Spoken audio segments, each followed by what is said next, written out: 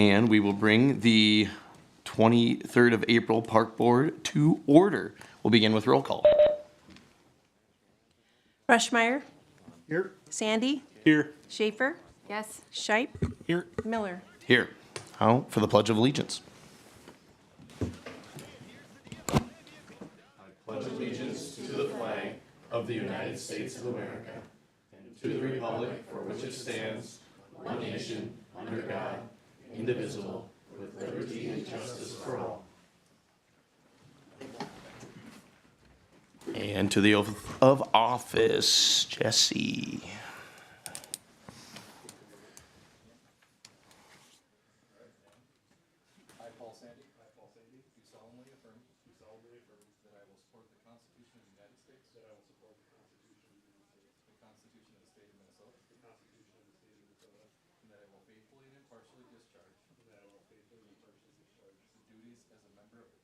Parks and Recreation Board. The duties of the Parks and Recreation Board. Representing the city of Brainerd. Representing the city of Brainerd. To which I have been appointed. To which I have been appointed. To the best of my knowledge and ability. To the best of my knowledge and ability. So help me God. So help me God.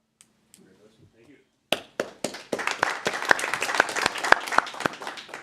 Welcome aboard, Paul. We will move to the approval of the agenda. I have an amendment to the agenda, Mr. Chair. Go ahead. If we could move or switch around items 9D and 9B and just switch those two in order. Second. All right. We have a motion and a second to make the amendments to new business B and D being switched. Any other discussion on that motion? Mr. President, I will have to leave by 20 after at the latest today. Very good. Any further discussion on that motion? All righty. So with that amendment to the agenda, all in favor say aye. Aye. Aye. All opposed, same sign. Moving on to the consent calendar. Notice to the public. All matters listed are considered routine by the board and will be enacted by one motion. There will be no separate discussion of these items unless good cause is shown prior to the time the board votes on the motion to be adopted by roll call. Move to approve the consent calendar. Second, Rushmeyer. Motion and a second. Any further discussion on the consent calendar? Please call the roll. Oh, sorry. Andrew. One question on the purchase list. There's something called a cherry bomb. I just ask if we're setting those off, if the park board can attend as well. I Googled it, it's like hand cleaner, but I was just entertained. That's Any further discussion or comments on the consent calendar? All righty. Kathy, please call the roll. Rushmeyer. Here. Sandy. Yes. Schaefer. Yes. Shipe. yes. Miller. Yes. All right. Moving on to 7A. The presentation will discuss the team ascension proposal for the fall sport karate in 2024. Thank you, Mr. Chair. We have a couple members from Team Ascension here to present on a proposal they have for fall sport karate as a partnership between the Brainerd Parks and Recreation Group, as well as Team Ascension, the Black Belts Don't Quit group. And I'll turn it over to them to do the presentation. Thank you so much,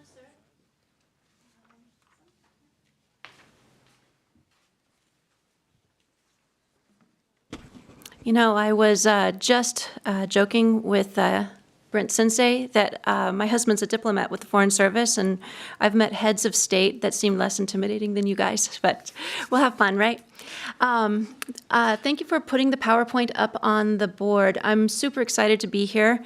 We've met a ton of caring, loving, wonderful people that from the Relationship Safety Alliance to Blade to the county. I mean, we have a lot of wonderful people in this county that love youth, that love adults, that just plain love. And I think this is a labor of love that we're happy to present to you today. So what is it?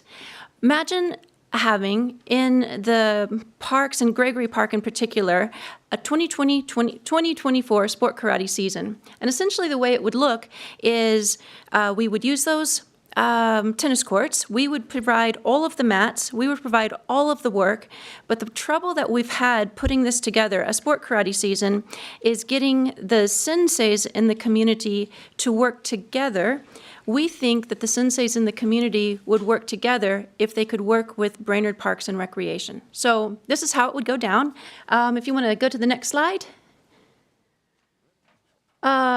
We noticed that y'all were looking for some additional fundraising opportunities, and certainly a karate tournament is one of the ways that we could do that while keeping the cost of participating in the sport low as a competitor and making spectating free and making seminars by donation only. So 2/3 of what would be presented in any of the parks with our proposal would be either free or for a donation. And then competitors are accustomed to paying small fees. For example, softball, right? So to participate in softball, you have to pay a fee, right? So the same thing with this karate tournament season. And part of those fees and all of the concessions would go back to the park in, in money that you guys would spend on. What exactly do you spend it on? Whatever you'd like to spend it on. So, next slide. I think probably you would be spending it on beautification and fixing things that you would like to, but you're thinking, well, do we fix it now or do we fix it next time? So who are we? We're blackbeltsdon'tquit.org. You can Google us. And we are a 501c3 with the Amateur Athletics Union. My son at one point, and still today, actually presently, had a dream to go to the Olympics, and the Amateur Athletics Union is the pathway to go to the Olympics. Presently, they do taekwondo at the Olympics and wrestling and some other things.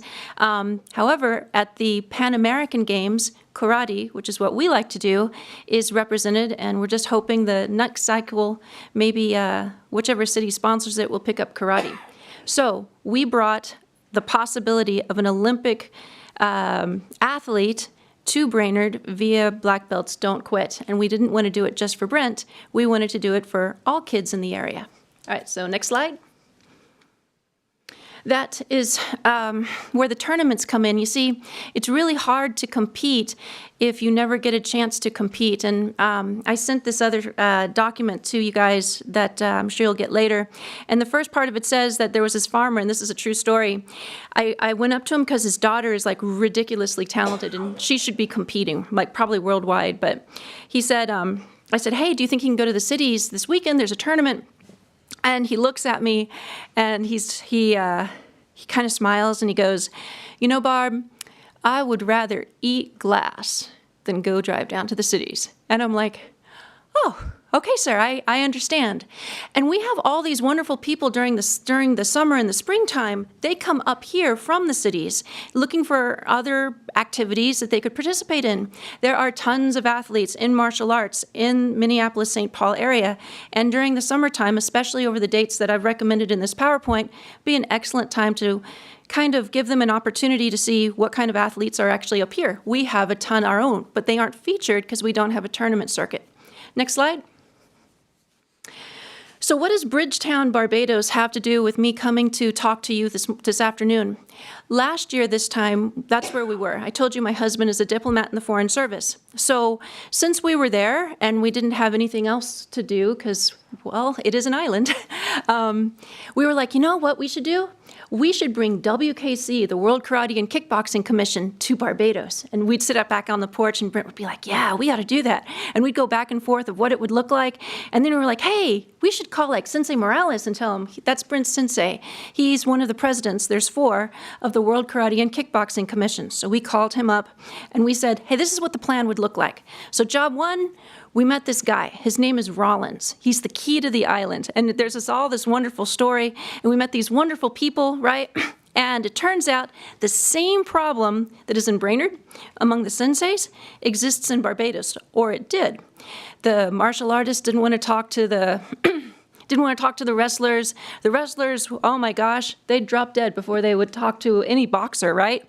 So we were like, okay, look, guys, it's a small community. You guys are so much stronger together when you speak with one voice. Why can't we go to, and then we listened to what their concerns were, and we said, all right, you know what? If you guys will come to our Night to Unite, we'll go to city government, and in this case, it was actually their national government. We'll go to their national government and ask for grant money. And that's not what I'm here to ask you for, by the way. I'm here to give you money, right? But they were like, oh, yeah, okay, yeah, we'll come to Night to Unite. So we found a local sponsor. In this case, it was Barbados Rascals on the beach. So that's the beach that you see there. Here, I would recommend doing Gregory Park and make one of your stakeholder partners El Potro Mexican Restaurant. But I'll get to that later in the presentation of how that would work. But we created Night to Unite in Barbados. Thank you, Minnesota, for the idea. And here what we wanted to do was call it Fight to Unite. So we would encourage the wrestlers, the boxers, and the martial artists here to get together in the exact same way that worked in Barbados. All right, next.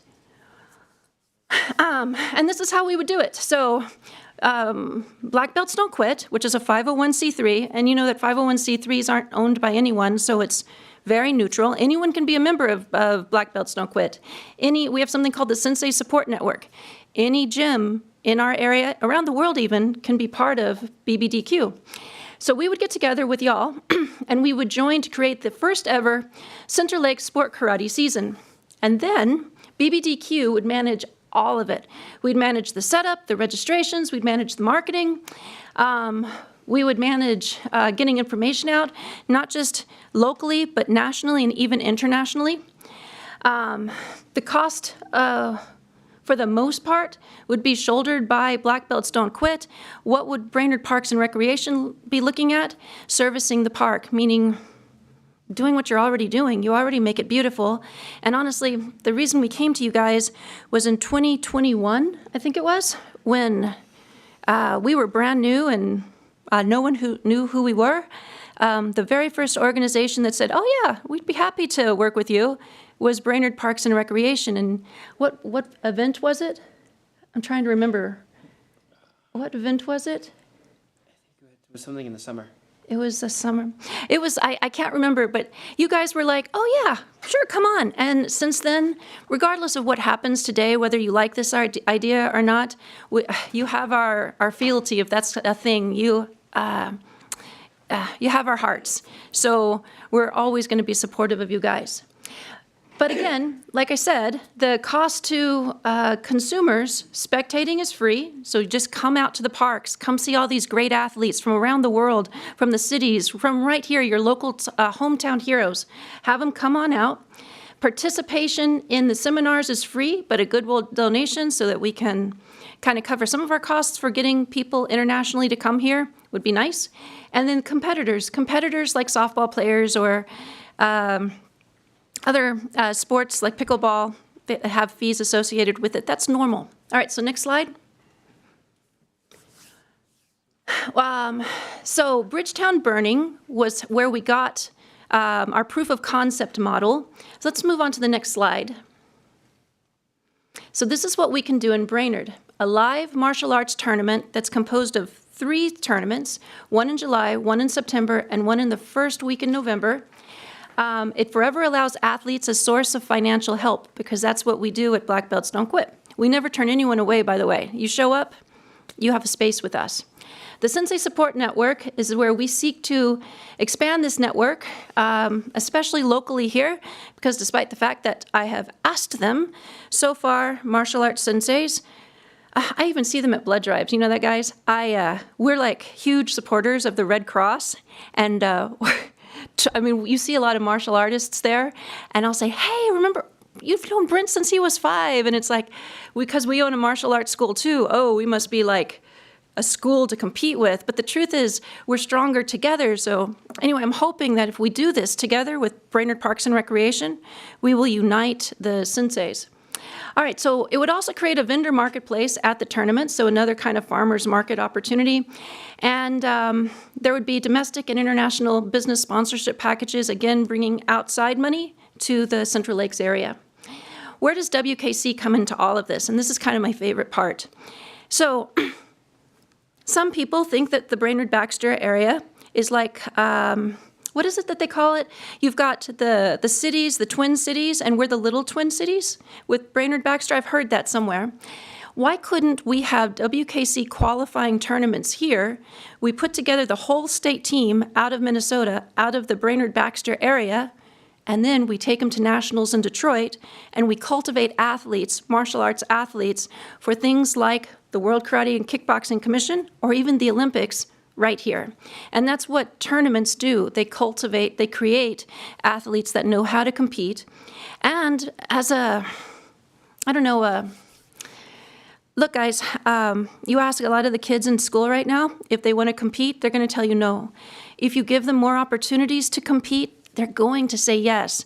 I have a school of about 92 students, and about 15% of my gym will compete, but it's not like the other 85% isn't going to compete. They're going to compete for jobs.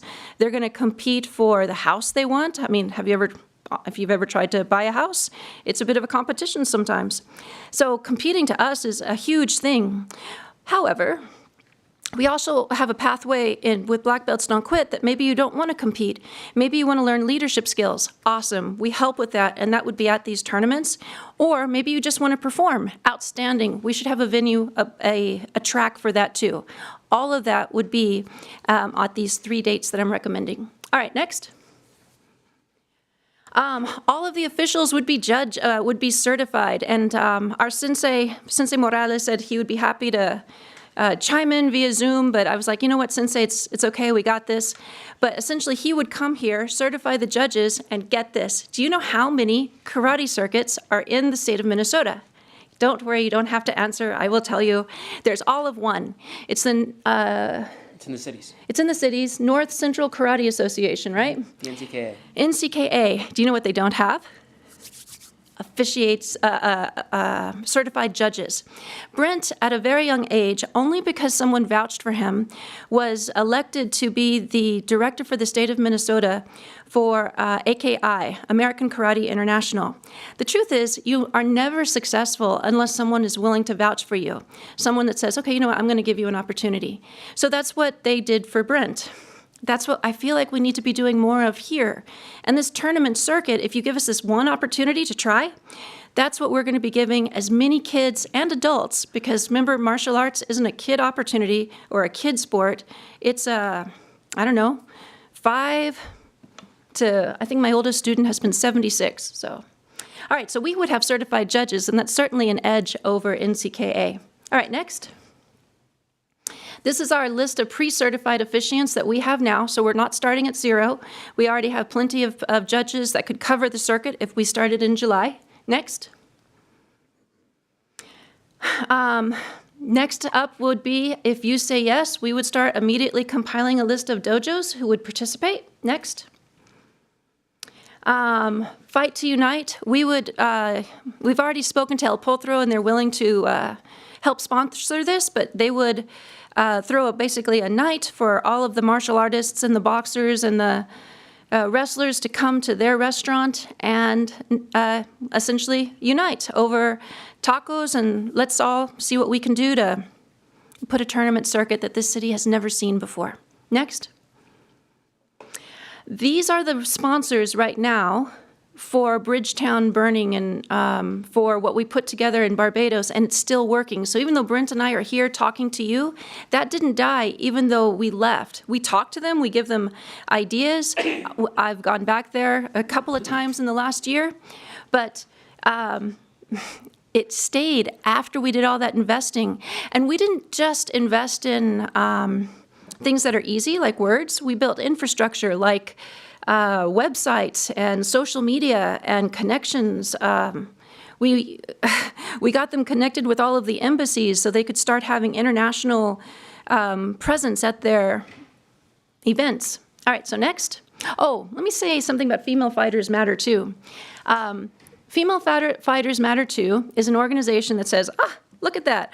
I noticed that in point fighting, which is really just a game of tag, you give, say, a purse of like $2,000 for the men to like win, but you give $500 for the women. So I tell you what, if you'll put our logo on your flyer, we'll give you the other $1,500 so that the purses can be the same for men and women, kind of respecting that equity is a thing. All right, next. So Female Fighters Matter too. Next. That's an international organization, and there are other brands that would take an interest in this circuit if we could just get it started. All right, next. The counterpart to Rascals at Brandon's Beach here would, to me, since he's interested and he said he would do it and it wouldn't cost us anything, would be El Potro. Next. And we would make El Potro kind of the hub, the hanging out place for martial artists. Black Belts Don't Quit. Obviously, we would be the hub making this work. Next. The Caribbean Sport Karate News Network was something that we created. I don't understand why we couldn't have the Central Lake Sport Karate News Network, and we would build that. Next. Oh, and this is important. So how do you put Brainerd and Baxter on the international stage? We use a platform called Uventex to advertise these tournaments worldwide. I don't have the capacity to show it to you here, but I certainly could later if you're interested. And it lists all of the tournaments, all the good ones anyway, that anyone might want to go to.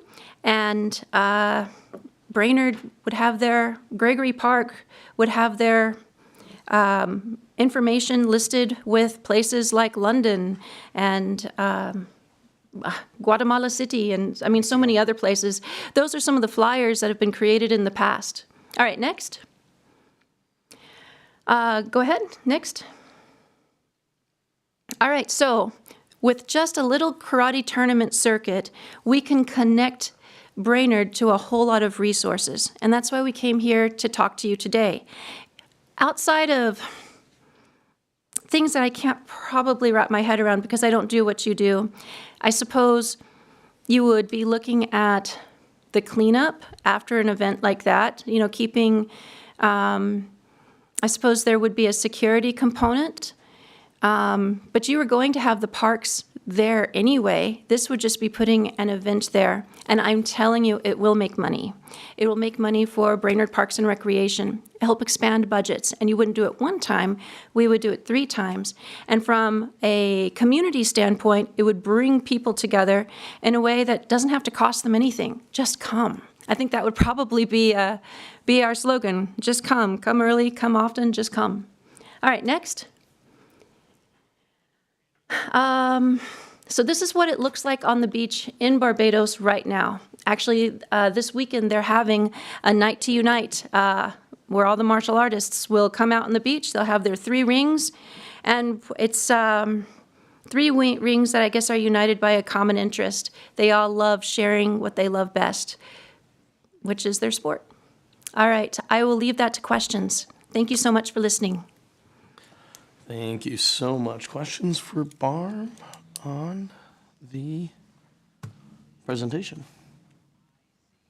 I have several. You betcha. Go ahead, Troy. Thank you, first of all, for coming and sharing. So I think at one point you mentioned 4 parks were needed, but you're saying just 1 park. Regular So- park, tennis courts. So originally we were like, should we try to make everyone aware of the different parks in the area? So we were like, well, why don't we highlight 3 or 4 that we could use? But when we were finishing our presentation, I think if we just used Gregory Park, it would be less confusing because everyone would know, oh, it's a karate tournament this weekend, go to Gregory Park. So up to you, we could do it either way. So, and then on a tournament weekend, is that like a Friday through Sunday? Is it an all-day Saturday? Yes, yep. One day from morning till Yep, till just the end like of the setting day, up till for, sunset? like when we help set up for the Great Pumpkin, it would feel a lot like that, except Brainerd Parks and Recreation doesn't need to sweat, you know, carrying everything around. That would be what Black Belts Don't Quit would be responsible for. So carrying everything around, meaning mats, Mats, that's the big one. cover the whole tennis court? It's a 144 square feet mat. It's they're tiles, right? And they're puzzle mats. And it takes us about 20 minutes to put one down, to put one ring down. The nets would have to come down and, I don't think so. I think we could put one on one side and one on the other. And you have multiple tennis courts out there, so I think it would be okay. The least, people could see people getting kicked over a net, that'd be pretty cool. well, that would be kind of cool. Just kidding. So just the 3 dates, November, July, September, November. Pilot program. What about weather? And what does that do? You book something in November and it's snowing and, I mean, I think we'd, Reschedule? I think we'd reschedule, but we could reschedule, or the neat thing is, God has been very good, and if needed, I could probably host it over at our karate school if we needed to. We just opened up an outdoor area that doubles the size of our karate school, and we already had 2 rings there, so we would have to make a choice, like any organization, cancel or move site. Who did you say your sponsor was? Someone local? Oh, yes, El Potro Mexican Restaurant has been amazingly supportive of our karate school from the very beginning. And when we went and told him about this idea, he was like, yeah, I'll happily help you, bring everybody. So, Okay, and then you mentioned funds raised. How would the Brainerd Park Board receive, what funds do you raise? sure. That would be split, I think it was 80-20, 80 to the organization, 20 to Brainerd Parks and Rec? Yeah, correct? so you would get all of the concessions, of which I suspect there would be quite I think concessions is profitable, It's marginal. marginal. You know, by the time we pay staff and, so it's been kind of marginal, and we know that because we do a lot of ball tournaments during the year. And the other part is, I'm not sure if we have capacity at Gregory Park to do concessions.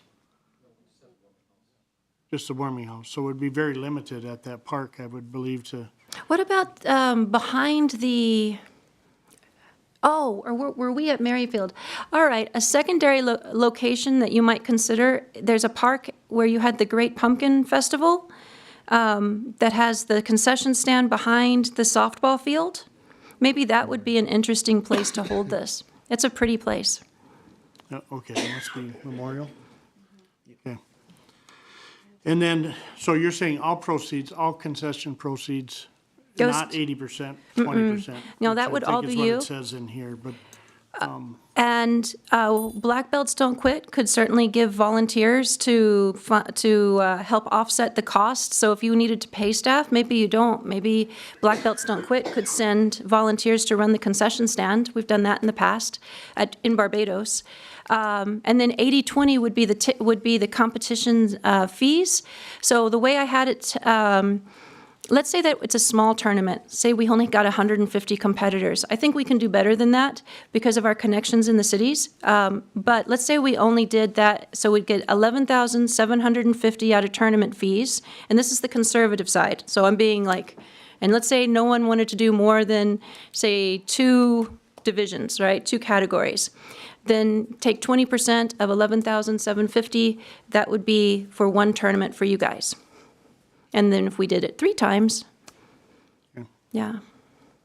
I think we can do better, but it's a pilot program, it's a start, and everything takes word of mouth, like, hey, did you hear this? There's this great tournament circuit.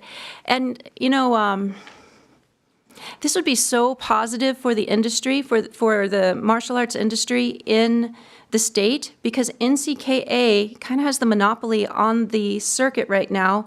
Without competition, guys, we've been going to this tournament for a long time.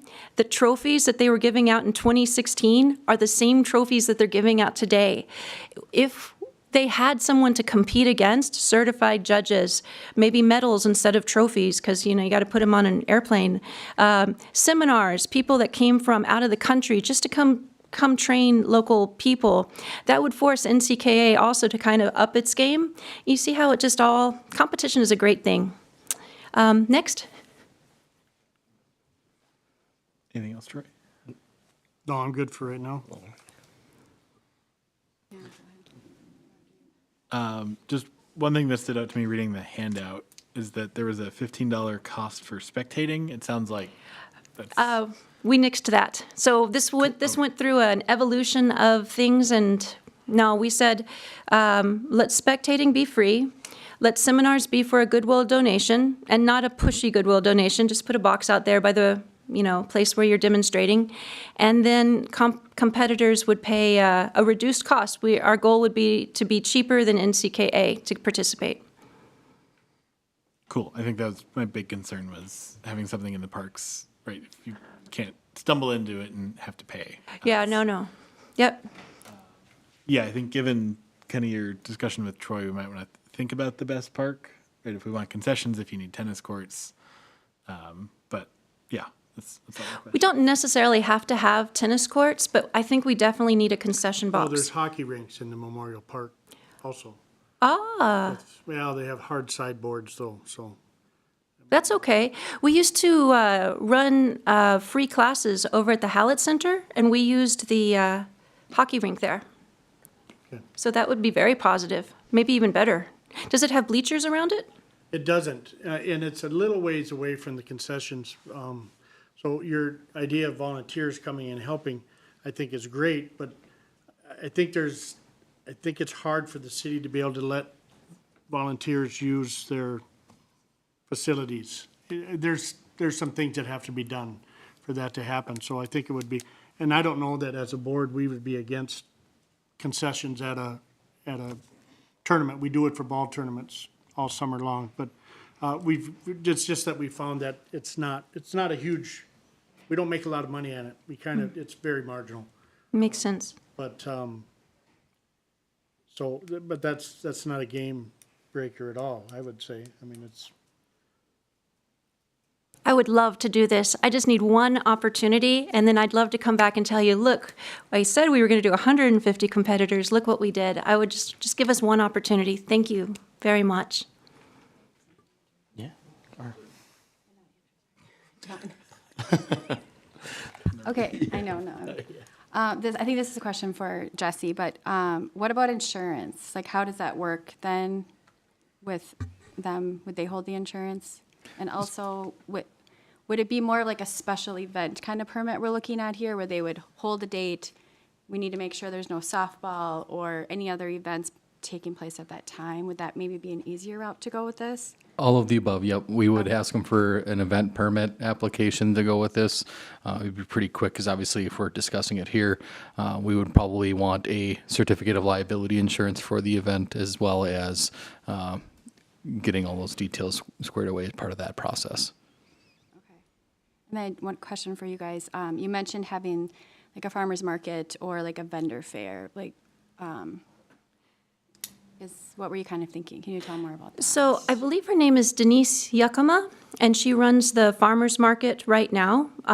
If y'all were to say yes, the first person I would contact to say, hey, we have another opportunity for your vendors to come and feature their great products. Why not come out? The next place I would call is the Crossing Arts Alliance. They're always looking for opportunities to feature their artists. I mean, there's so many different partners that you could call upon that are already kind of doing something like that, so they have the capacity to feature themselves well in a park. One more thing. You mentioned that we would store your mats. Oh, Was that was something, I don't remember which, we would have the opportunity to store your mats. I don't remember which spot that how was about we in. strike that? Okay, good. The Yeah, I was opportunity to store them. like, okay. it did say that. Number 8, platform and mats would be supplied, but we could store them for you off season. I'm gonna say that probably won't work. Don't worry. Okay. Okay. Any questions, Mo? all I have right now. Additional comments or concerns or suggestions? Yeah, I think for events like this, I think it's really just been the feedback loop that, we've kind of expected from the Y and other organizations that have partnered with us. So, and again, if something like this would work out, all we'd really be looking for on the information end would be, what we made, have you guys provide a breakdown of like participants and kind of an anecdotal, like this is what we had for spectators, that sort of thing. To kind of give us a genuine report on how these events are going. Just more so for our reference, and if we can provide better feedback, as to park location and things like that in the future. I think I'm with you on that, Troy. Like concessions, again, not really. I know a lot of work's being done on concessions right now, but yeah, it isn't a huge monetary driver. But I think we could figure something out, even if it was at the tennis courts in Gregory. So, and that was really it too. Was do you need that? You need that hard surface to place the mats on. No, that's, there would be an alternative. We did it on the beaches where we put platforms and then we put the mats on the platforms. Okay. We were just thinking the tennis courts are already there, Yep. but we can make a lot of different things work. That makes sense to me. I did not have any further questions. Troy? So when do you need an answer? Oh, if you guys wanted to say yes tonight, I would get started tomorrow. But you don't, no pressure, absolutely, so. I mean, we'd start working. If I may, Mr. Chair, I think the process would kind of start if there was an event application submitted, correct? I mean, we would expect that, Jesse? Yeah, I was just going to clarify, if you're open to considering this further, we would work out the details with Team Ascension and what the event looks like, all the details of where, when, all of that, and we would return to another park board meeting, probably the May meeting, and just get kind of a formal approval on all the details. Yeah, I'm, Great to me, yeah. Yeah. Yeah, if you needed a quicker response, it looks like at the end of your guys' meeting, you are looking to have a special park board meeting as well. So if there's potential for that, you could slide an event application onto that as well, so fair enough. another month. I think we're all in agreement that we'd like to pursue this, right? I mean, do you need a formal motion? No. Okay, yeah, I think we're all really, really interested in seeing how something like this would work out for us, so. Thank you so, so much for hearing this and for considering this idea. It's going to be fun. Thank you. Thank you so much for presenting. Thank you, Chair. Thank you. All righty. We've got karate. Let's do it. Unfinished business, discussion of draft ski loons agreement. Jesse? Thank you, Mr. Chair. So included in your packet is the culmination of a few months of work, starting with the public hearing, the work group, comments by the park board. So we essentially sent the last version over to the city attorney with a couple changes, had him review that. He had a couple quick changes. We sent that over to the ski loons for their review. What is included in your packet is no changes from the ski loons. That is the copy that we received from the city attorney. The comments that I received from the ski loons are included in the agenda packet. I just wanted to highlight that these comments, they're not any kind of a requirement from the ski loons. These are just things that they wanted you to note as you review this agreement. They're just very appreciative of the opportunity to explore a new agreement with the park board. So with that, I will open it up for questions from the park board on how you'd like to proceed further. All righty. Who would like to go first on comments, questions, or concerns on the draft?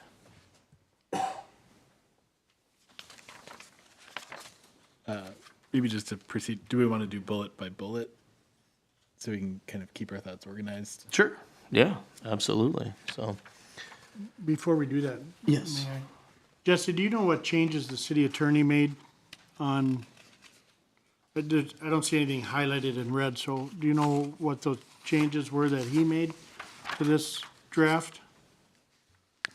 They were pretty minor. Give me just a moment here and I want to pull it up.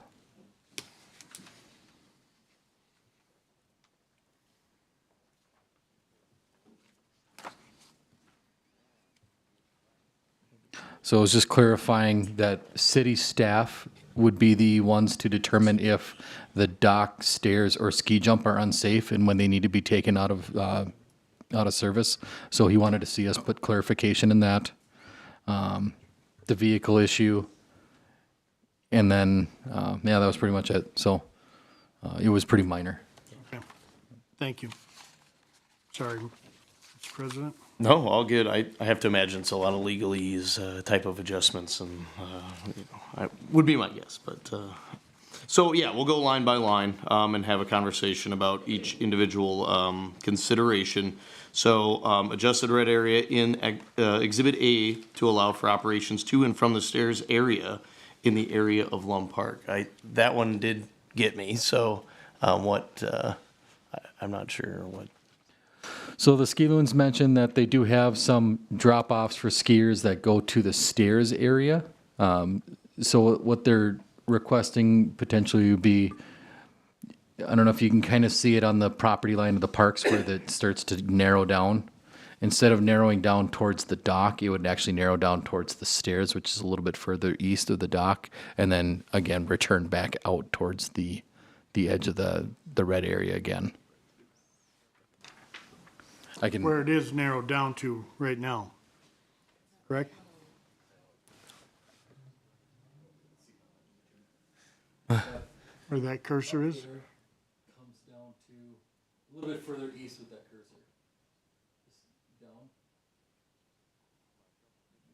Down. I think it's right where it's the narrowest. Coming down towards here and then back out. Because the stairs are down in this area. So that was one part of it, was coming down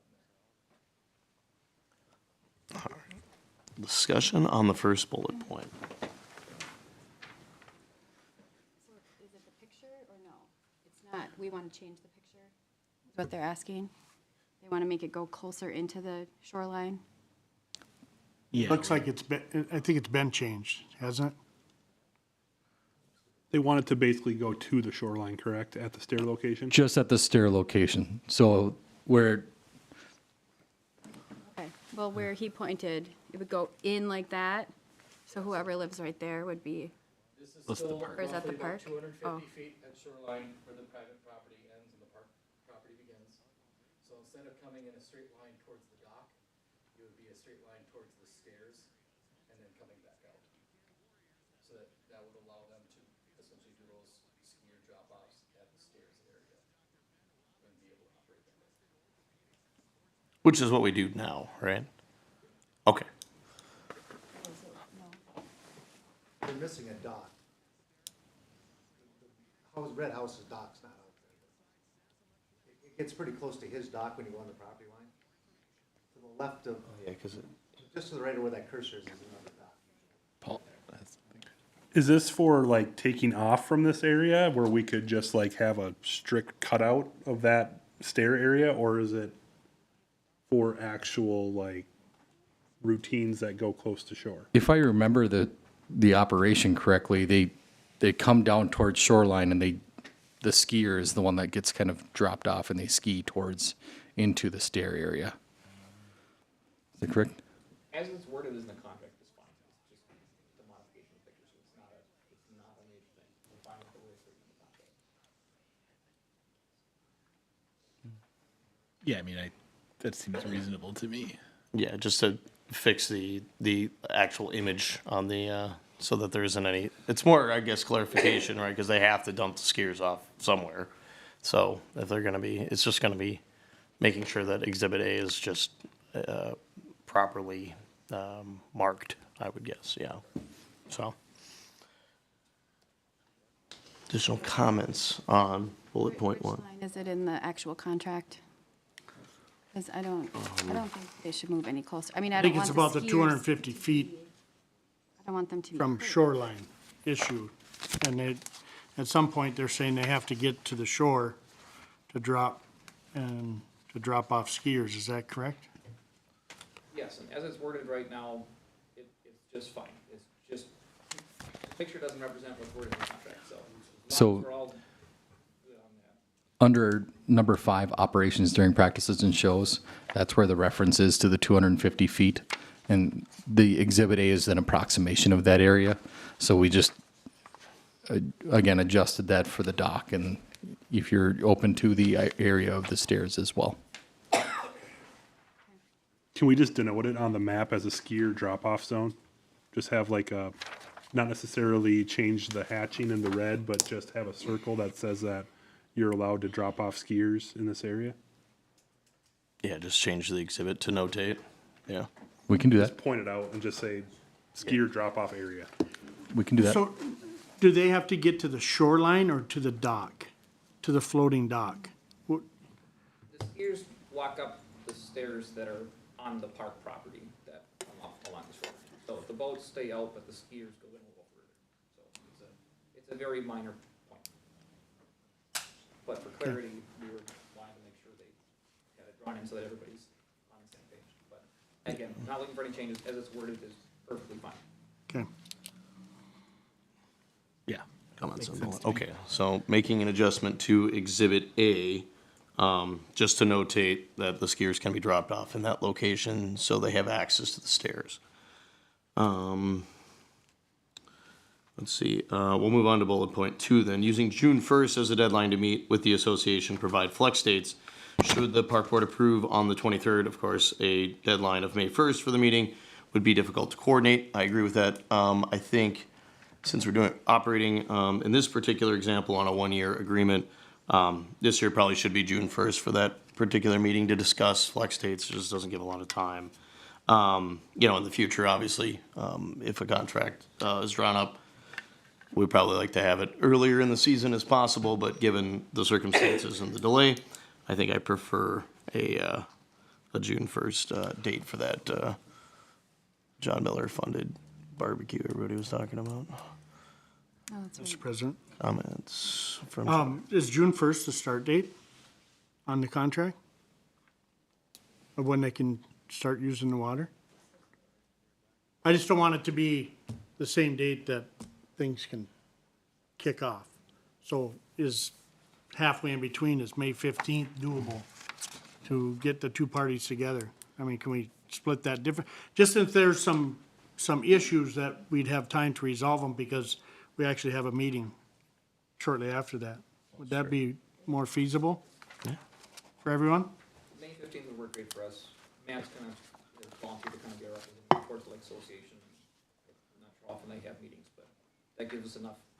Okay, Literally it was just, we weren't gonna be able to schedule it with 7 days notice, as that was too short. yeah, makes sense. Should be just fine. that's reasonable. So we'll Okay. call it May 15th then for that. That's perfect. All right. Bullet point 3, allowance for vehicles act, oh, sorry, yes. Mr. Chair, can I Jesse. just clarify, is it May Yes. 15th just for the association meeting or the flex dates due date as well? I'd like those presented at the same time. Thank you. Yep. Okay, yeah, bullet point 3, allowance for vehicles to access the park area to set up, tear down the dock, and for setup during show events. So not regular practice, just during tear down, setup, and then the actual show dates. Comments and questions on vehicles in the park for those examples? So we're talking like 4 times then? Well, I guess 5, because put up the dock, 3 shows, and take down the dock. Would be about 5, right? 3 shows, set up, tear down. 4 shows. 4 shows, 6 times. So just to clarify, what do you guys have to do during shows? The main thing is the sound equipment. They have scaffolding and a bunch of speakers and concessions and just the equipment supplies that gets brought down for that setup. It's usually hauled in an enclosed trailer that they set the scaffolding up behind for the shows. And then the docks, it's just putting the equipment to pull the docks in. Be way easier to put it in the trailer and safer to haul it down than to have people carry across the field. Mr. Chair, if we're broadcasting live, do you think we should have, if we're going to ask questions? Yeah, he should- yep, yeah. Let's just have you locked and Thank you, loaded to be at the microphone with responses, so. Yep, we're, Chris Dens with the Brainerd Ski Loons. We're just looking to be able to haul the big equipment that's over 60 pounds to be able to get down there and back and for setting up for logistics. We're not looking to drive down on a regular basis, but just, we've got the carts, we've got stuff that's small and on wheels that we use for transporting the main equipment. But for bringing the docks from the storage area down to there is a very long way to carry dock sections. And then for the events, we have a sound system, speakers and scaffolding that gets set up, and that's all stored in an enclosed trailer. And it kind of gets positioned at the back end of the viewing area. They set the scaffolding up from behind there and the DJ's up top to coordinate all the sound. And then the concessions, food, water, beverages, coolers, the grill gets bought down, propane, just your probably usual standard concession stuff. Thank you. I think it's different than what we run into at Gregory Park where people come in, drop stuff off, and then leave. So I think we have to be open to differences in parks and differences in what's trying to be accomplished, so. You know, I don't think, Jesse, I don't think we've had any issues with, and/or Paul, you would probably know, even if, of any damage to the park during these events. No, sir. The one other comment I would just make is, in the past, sometimes the garbages haven't been brought down, so then we had to use a car to run and grab the garbage cans and haul those from different locations. So if we can make sure the park is good with getting the garbage cans there, that would save us some hassle too for making sure we can keep the area clean afterwards, just to make sure enough garbage cans are there for servicing those events. We'd appreciate that. Yeah, and I think I'd like this to be, I mean, if we draft this up, I mean, these events are, you know, at the park system, so I think I'd probably like that sort of, garbage cans moved to the appropriate area of the event, so that does make a lot of sense. And we'll know the dates and everything like that, so we can coordinate. Any other comments on vehicles in the park for setup, tear down, and events? I think that for the docks for sure, but the music setup, I mean, I don't know how much stuff they bring to music in the park every Thursday, but we did just tell Gregory Park that or the center, that their bands cannot use any of or they can't drive in there, and they have to use those carts. Now, I know we don't have those carts to offer these guys, so that would be my only thing. And or a sidewalk for them to use them on Inland Park to get to that spot versus There's no sidewalk there now. what Gregory Park has. Right. Yeah, if we just stick to the 6 times, I would say that would be fine. No, alrighty. All right, My hesitation is just with the construction that's probably happening, it may be different to access than usual. Maybe at least this summer, if we have them coordinate with Jesse or someone, so that it's not interfering or there's exposed pipes or something that somebody might not see. Yeah, there's gonna be a lot going on down at the Lum Park this summer, so, yeah, if you can coordinate with staff and any areas that we're just unsure of. very good. Alrighty, so it sounds like, yes, for the 6 times, it sounds like that would be acceptable. Bullet point 4, allowance for flex days on weekends to allow for necessary driver certifications. Comments, concerns, or questions on bullet point 4? I would like to have us stick to what we said originally and keep it during the weekdays. I think I'm fine with weekends. Yeah, the reason I think that's okay is because they'll be alerted ahead of time. These flex day conversations will happen in advance, and so everybody will be aware of the conduct on the water at that particular time. So I am in favor for, again, it's likely to be kept to a minimum regardless, but there will be time in advance to communicate those things on the flex But days. I think we talked about doing a 30-day in advance, like they ask. Adjustment. And that just means they ask, that doesn't Right. mean we say yes. Correct. And the other part of that is, we've knocked it down to 2 days a week because we're trying to minimize how much time on the lake because it's a smaller lake. And then my question is why do we need to do 4 driver certifications during the summer? And/or, come on up, Mr. Dent. And why can't those, if you would please, why can't those certifications be done on a different lake? The 4 flex days was just kind of the number we picked, again, anticipating a longer-term contract. There's a few unknown variables. As far as the weekend days, there's one main guy that does the driver certification that requires, I think we emailed this last fall for you. I mean, maybe you just only got to Jesse for the driver certifications.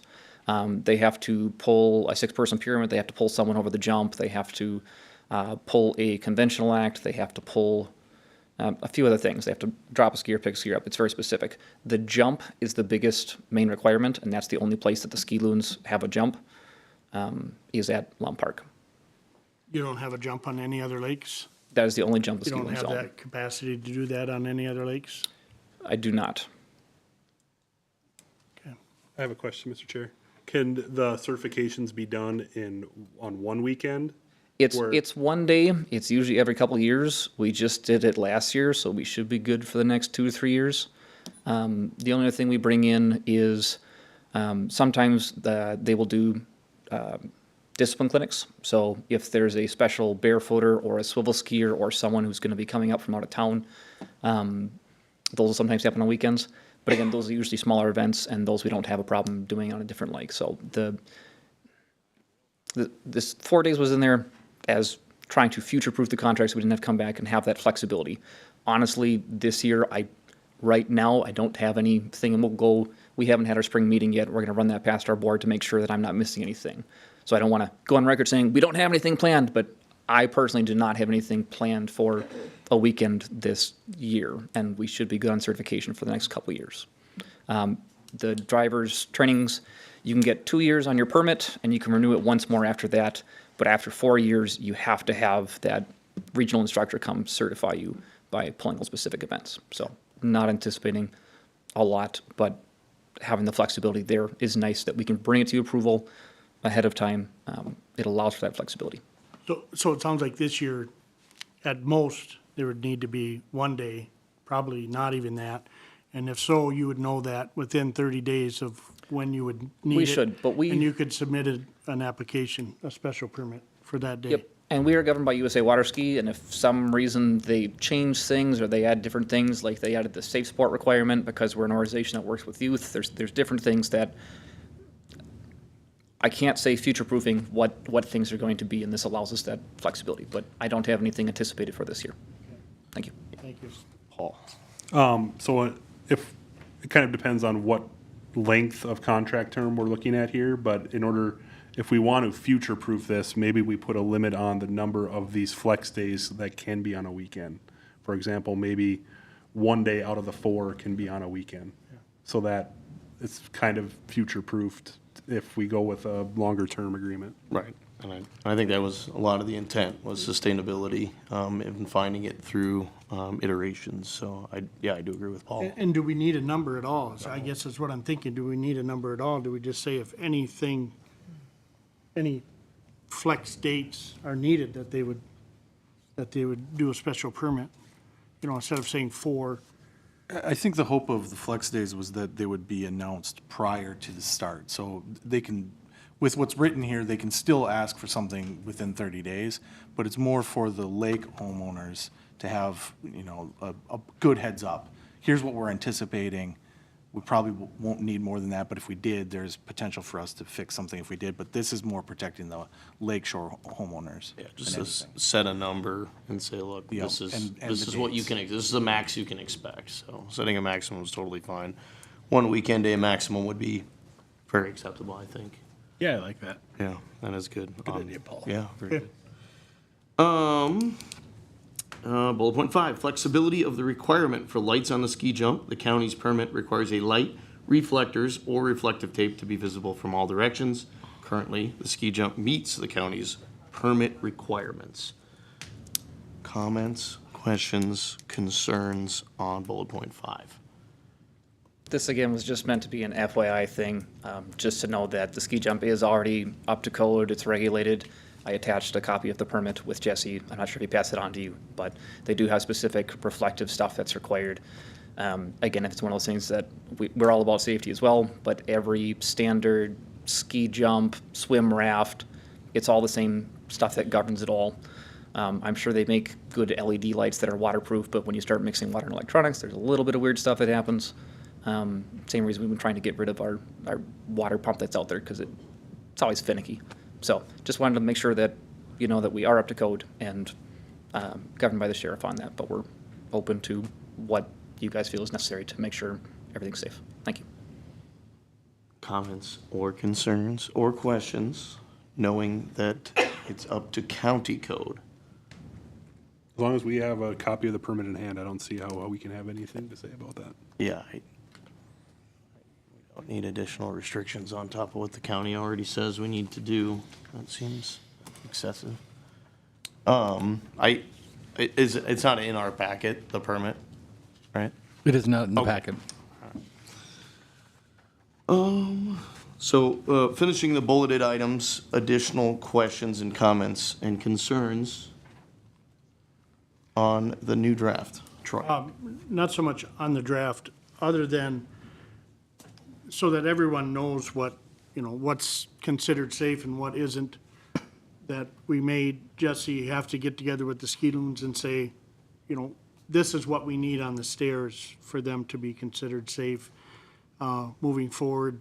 You know, just so there's no question that this is what's deemed safe and this isn't, and or for the jump or the ramp as well. Because that is in there, but it's pretty broad, so, I mean, if, that way they know what it needs to be and where, and that's about it for me. Comments, concerns, or questions on the new draft? Jesse? Mr. Chair, I'd just like to clarify one item, the flex date. So we're okay with the number of 4, and then just the allowance of 1 flex date to be on a weekend. On a weekend, yeah. Okay, And then thank you. having those, to the best of our abilities, having those flex days, if needed, May 15th. provided on May 15th in this particular one-year agreement. Thank you, sir. I do have one more thing. You bet. I think we got an email from the Rice Lake Association about not having the same information shared. As I know, the ski loons is the one signing the agreement, but I think anything sent out should go to the Rice Lake Association as well as the ski loons from the park board moving forward. Any information that we're sending out, was there something that you guys were? We didn't get a copy of the draft until we pulled it up online. We got these questions, but we didn't get a chance. Sorry, could you come to the podium and speak, please? Yep, thanks.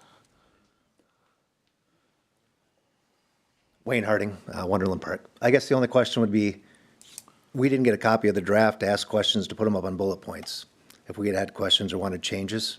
So you're doing it with one party but not the other. So it'd been nice if everybody would have got to ask questions. Yeah, and we weren't provided the draft until the until the agenda was released either. So I think we've done our due diligence. yeah, our initial submission of the draft, I think, was, again, we changed only a little bit concerning from our last meeting. It was days, number of days, and a few other small items that were changed inside of that draft. Otherwise, I mean, it's been word for word how we've changed it in the direction that we've given you. So, when I looked at the draft, once we received the agenda, honestly, it looked about the same given the few strike throughs that we had done. So, we can do that. I think that's fair. I mean, if we're going to have a sort of collaboration, at least annually or biannually, with the association and the organization, we should probably have some form of congruent communication between the two organizations. Well, and we might just not have your information, I don't know. Yeah. You know, maybe there's a contact for the Rice Lake Association that we don't have. Yeah, I mean, if we could just have one point of contact for the association that can be CC'd on communications, that would be fine. Mr. Chair, once the park board has completed their comments here, I'll make revisions to this. Sure. And at the next meeting, whatever the date is going to be, we can have that obviously ready to go for the park board, but we'll send that out to the Rice Lake Association as well. Sounds great. Any further comments or discussion on this? I have one. Sure. Are we voting I believe, revisions? I believe, that we've talked about? I would like to see that happen too. I think, I don't want to carry it out another month, plus if they're going to meet on the 15th, that's before, I get it, that's before, and I mentioned that, but I think we need to set this in stone for the year and then work through go it. from there, is my thought. I agree. Even though the revisions, I mean, the things we talked about, but we can just say with the revisions. I mean, because the revision should just be the 5 bullet points that we just discussed, and then Whatever the safety, changes we yeah, Put in there. the safety to the stairs. I believe is all the revisions we're talking about here. So,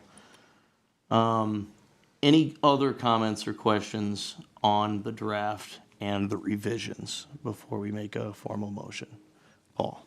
Is this term of this agreement just going to be for a year, or are we interested in? It is currently a single year, and I think my comment on this would be, I'd like to see a lot of success, and I would like to see us revisit restrictions. If we see a lot of good communication and a great relationship. You know, when we come back next year, you know, I want to see some way to advocate for more, either more time on the lake or better ways to promote the organization, whether it's internally through the Parks and Recreation system, our social media, those things like that. I want that to begin. But, you know, if we can build a good relationship, I don't want us to just sign off on this again next year. You know, I want to, if we have a good relationship, you know, put this to stone for 3 years, you know, look at what other revisions and whatever changes we need next year. But I think we have a great draft that a lot of people have put a lot of work into, and a lot of people have gotten their comments and things. So I think it's, with these revisions, we're good for 1 year. If I could, Yes. I would like to see the Rice Lake Association, the ski loons, and the park board do a follow-up at the end of the season, similar to what we've liked to do with baseball over the years, so that if there's any issues, they're fresh, and we can talk about them and have that ironed out before the next year, and then the park board's not doing meetings all winter long to try to figure out what we want to do for the next year's contract.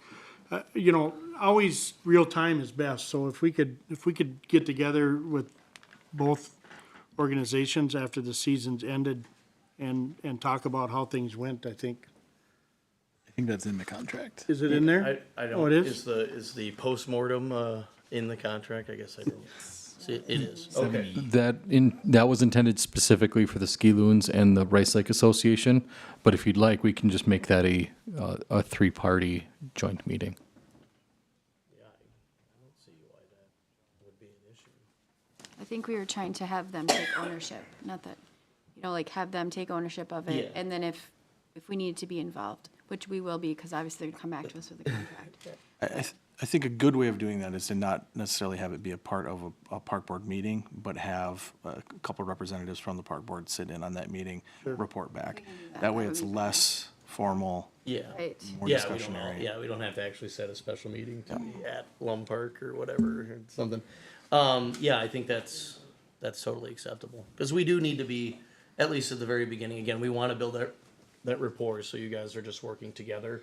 And we're not so much the middleman and deciding all this, except for, hey, everybody's got what they want, let's move on. So, you know, I like to work hard with this, make sure that everything's going well, at least through the first year, second year. And then, you know, we can kind of ease off the gas as soon as, you know we have a solid relationship and operations are going well. So I'm with you on that one. Future-wise, like to be removed, but yeah, if we could have, you know, whether it's, I don't know, the next meeting or something like that, just have two representatives at that conversation. I think Wayne I had one quick thing. Come on up, please. Not a real big thing, but one thing I'd like to see is maybe a start and an end date. Going to start on this day skiing, and you're going to end after the last show or whatever you decide, but I'd like to see that put in there. Is there? Yeah, is there? It's I see. I think the contract terminates on December 31st, right? Is that what I read? Yeah, the 31st day of December this year. Do we have a more? he's talking about on the water. Yeah. Like remove the Yeah, jump. like Yeah. when operations will cease and we can expect operations to Historically, cease. we've usually started about the second week of May is as early as we've started, and then we usually have gone through Labor Day. Sometimes there've been one or two extra things afterwards, but if we went second week from May to second week in September, that'd be fine with us. That would be a fine endpoint. All right. So let's go through the second week of September as the end date for operation ceasing. So I don't know if, I think that would change. Well, in reality, you have your last show, and if there's no flex dates approved, that's the end of the season. No, that is Right? not, that's never been the end of the season. We do our last show, and we usually have 2 or 3 weeks of just practice and continual development, coordinating skills. That's kind of our fun time and our fresh time where all the pressure's off. So the kids can just work on learning new things, that they don't have to be show ready and all the things we've been doing for just show prep.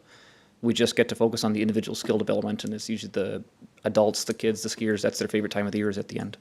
Most of the stuff we do in May, we usually try to do any of our local drivers. So in order to get your learner's permit, you have to pull a couple things. So we'll get the docks in, have usually been, I guess even sometimes early May. Maybe the first week was we did like one driver training clinic, but in May the water's still usually pretty cold. It's hard to get people out there. But I think second week of May to second week in September gives us that flex time. We do usually cut down on the number of practices. We don't have the shows.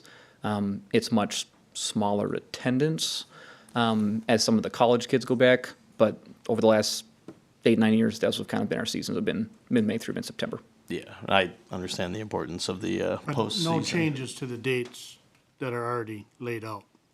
Mondays, Wednesdays, times stay the same. Again, historically, we've had more days, but the Monday, Wednesdays, the same I time. think that The end- contract would. Yeah, the end time gets a little bit earlier This- because the sun goes down earlier and legal skiing hours shorten up. But the Monday, Wednesdays, if we feel that's a good compromise for this year with the flex dates in there, so that'd be fine with us.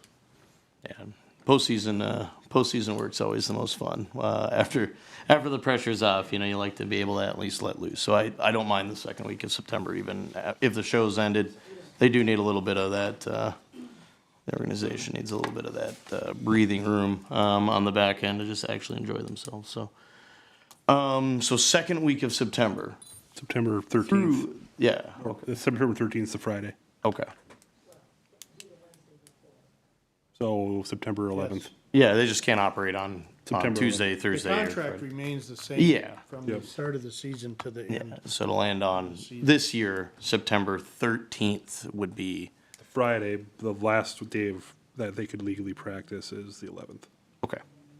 If you want to just put it May 15th or September 15th, that just gives us flexible for future years. You don't Yeah, have to and I- change well, I dates just- every yeah. Monday, Wednesday, or When you're, yeah, I Doesn't just matter. think like as far as the dates are concerned, obviously it changes the day of the week as we move year to year. Each year's different. Yeah, so, I mean, this year we could do May 15th through September 15th, but when we come back, if we can find a more sustainable way to write that, but, Or we could say September 11th.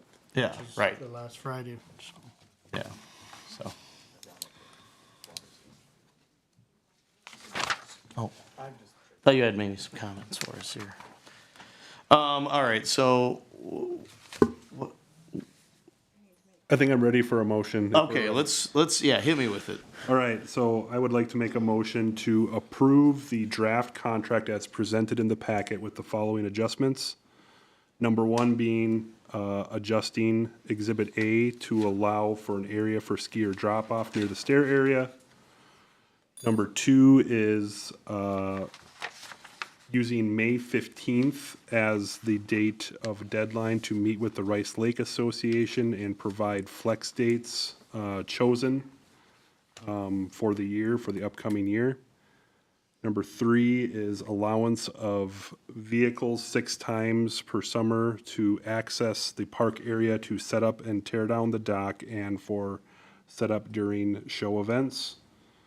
4 is allowance for 4 flex days and with 1 being a weekend to allow for necessary driver certifications. And 5, that the county permit be attached to the agreement once executed for the ski jump. And 6, that the season starts on May 15th and ends September 15th, being the last day. Second. Motion and a second. Any additional comments on the motion? Jesse? Can I clarify the light requirement? Did you still want to include the light requirement? If the county is issued a permit for this jump, I do not feel that there is a necessity for more than what the county would require.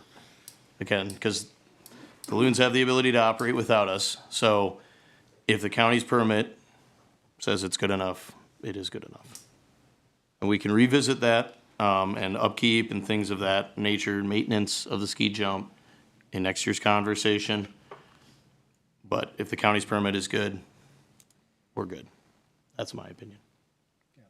Obviously, that changes if somebody smacks into it during the middle of the night, but. It is a different deal, You know, but if the county has approved it and sheriff's departments understand about this, you know, and it's been inspected, things like that, that permit's good with me. I don't need to provide additional restrictions. Thank you for the clarification. If you wouldn't mind if you would amend the motions.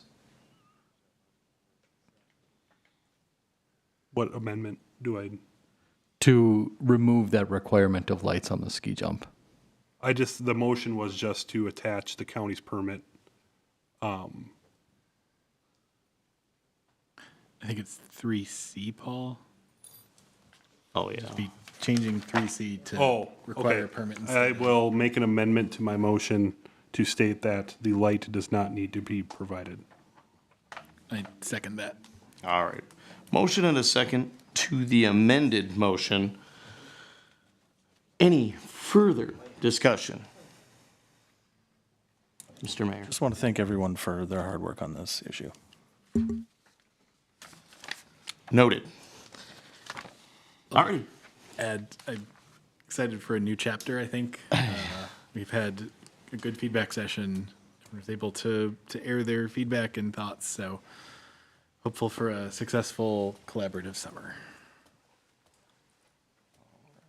With the optimism out of the way, I imagine we should call the roll.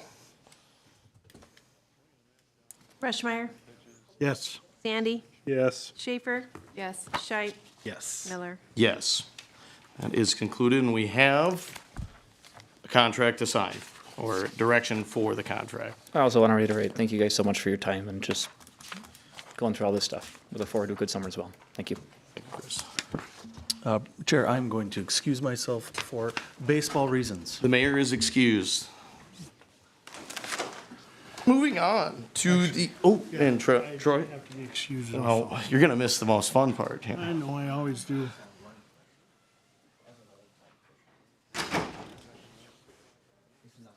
Not too serious. I just want to know if that's an island, that's still water. Like water to me.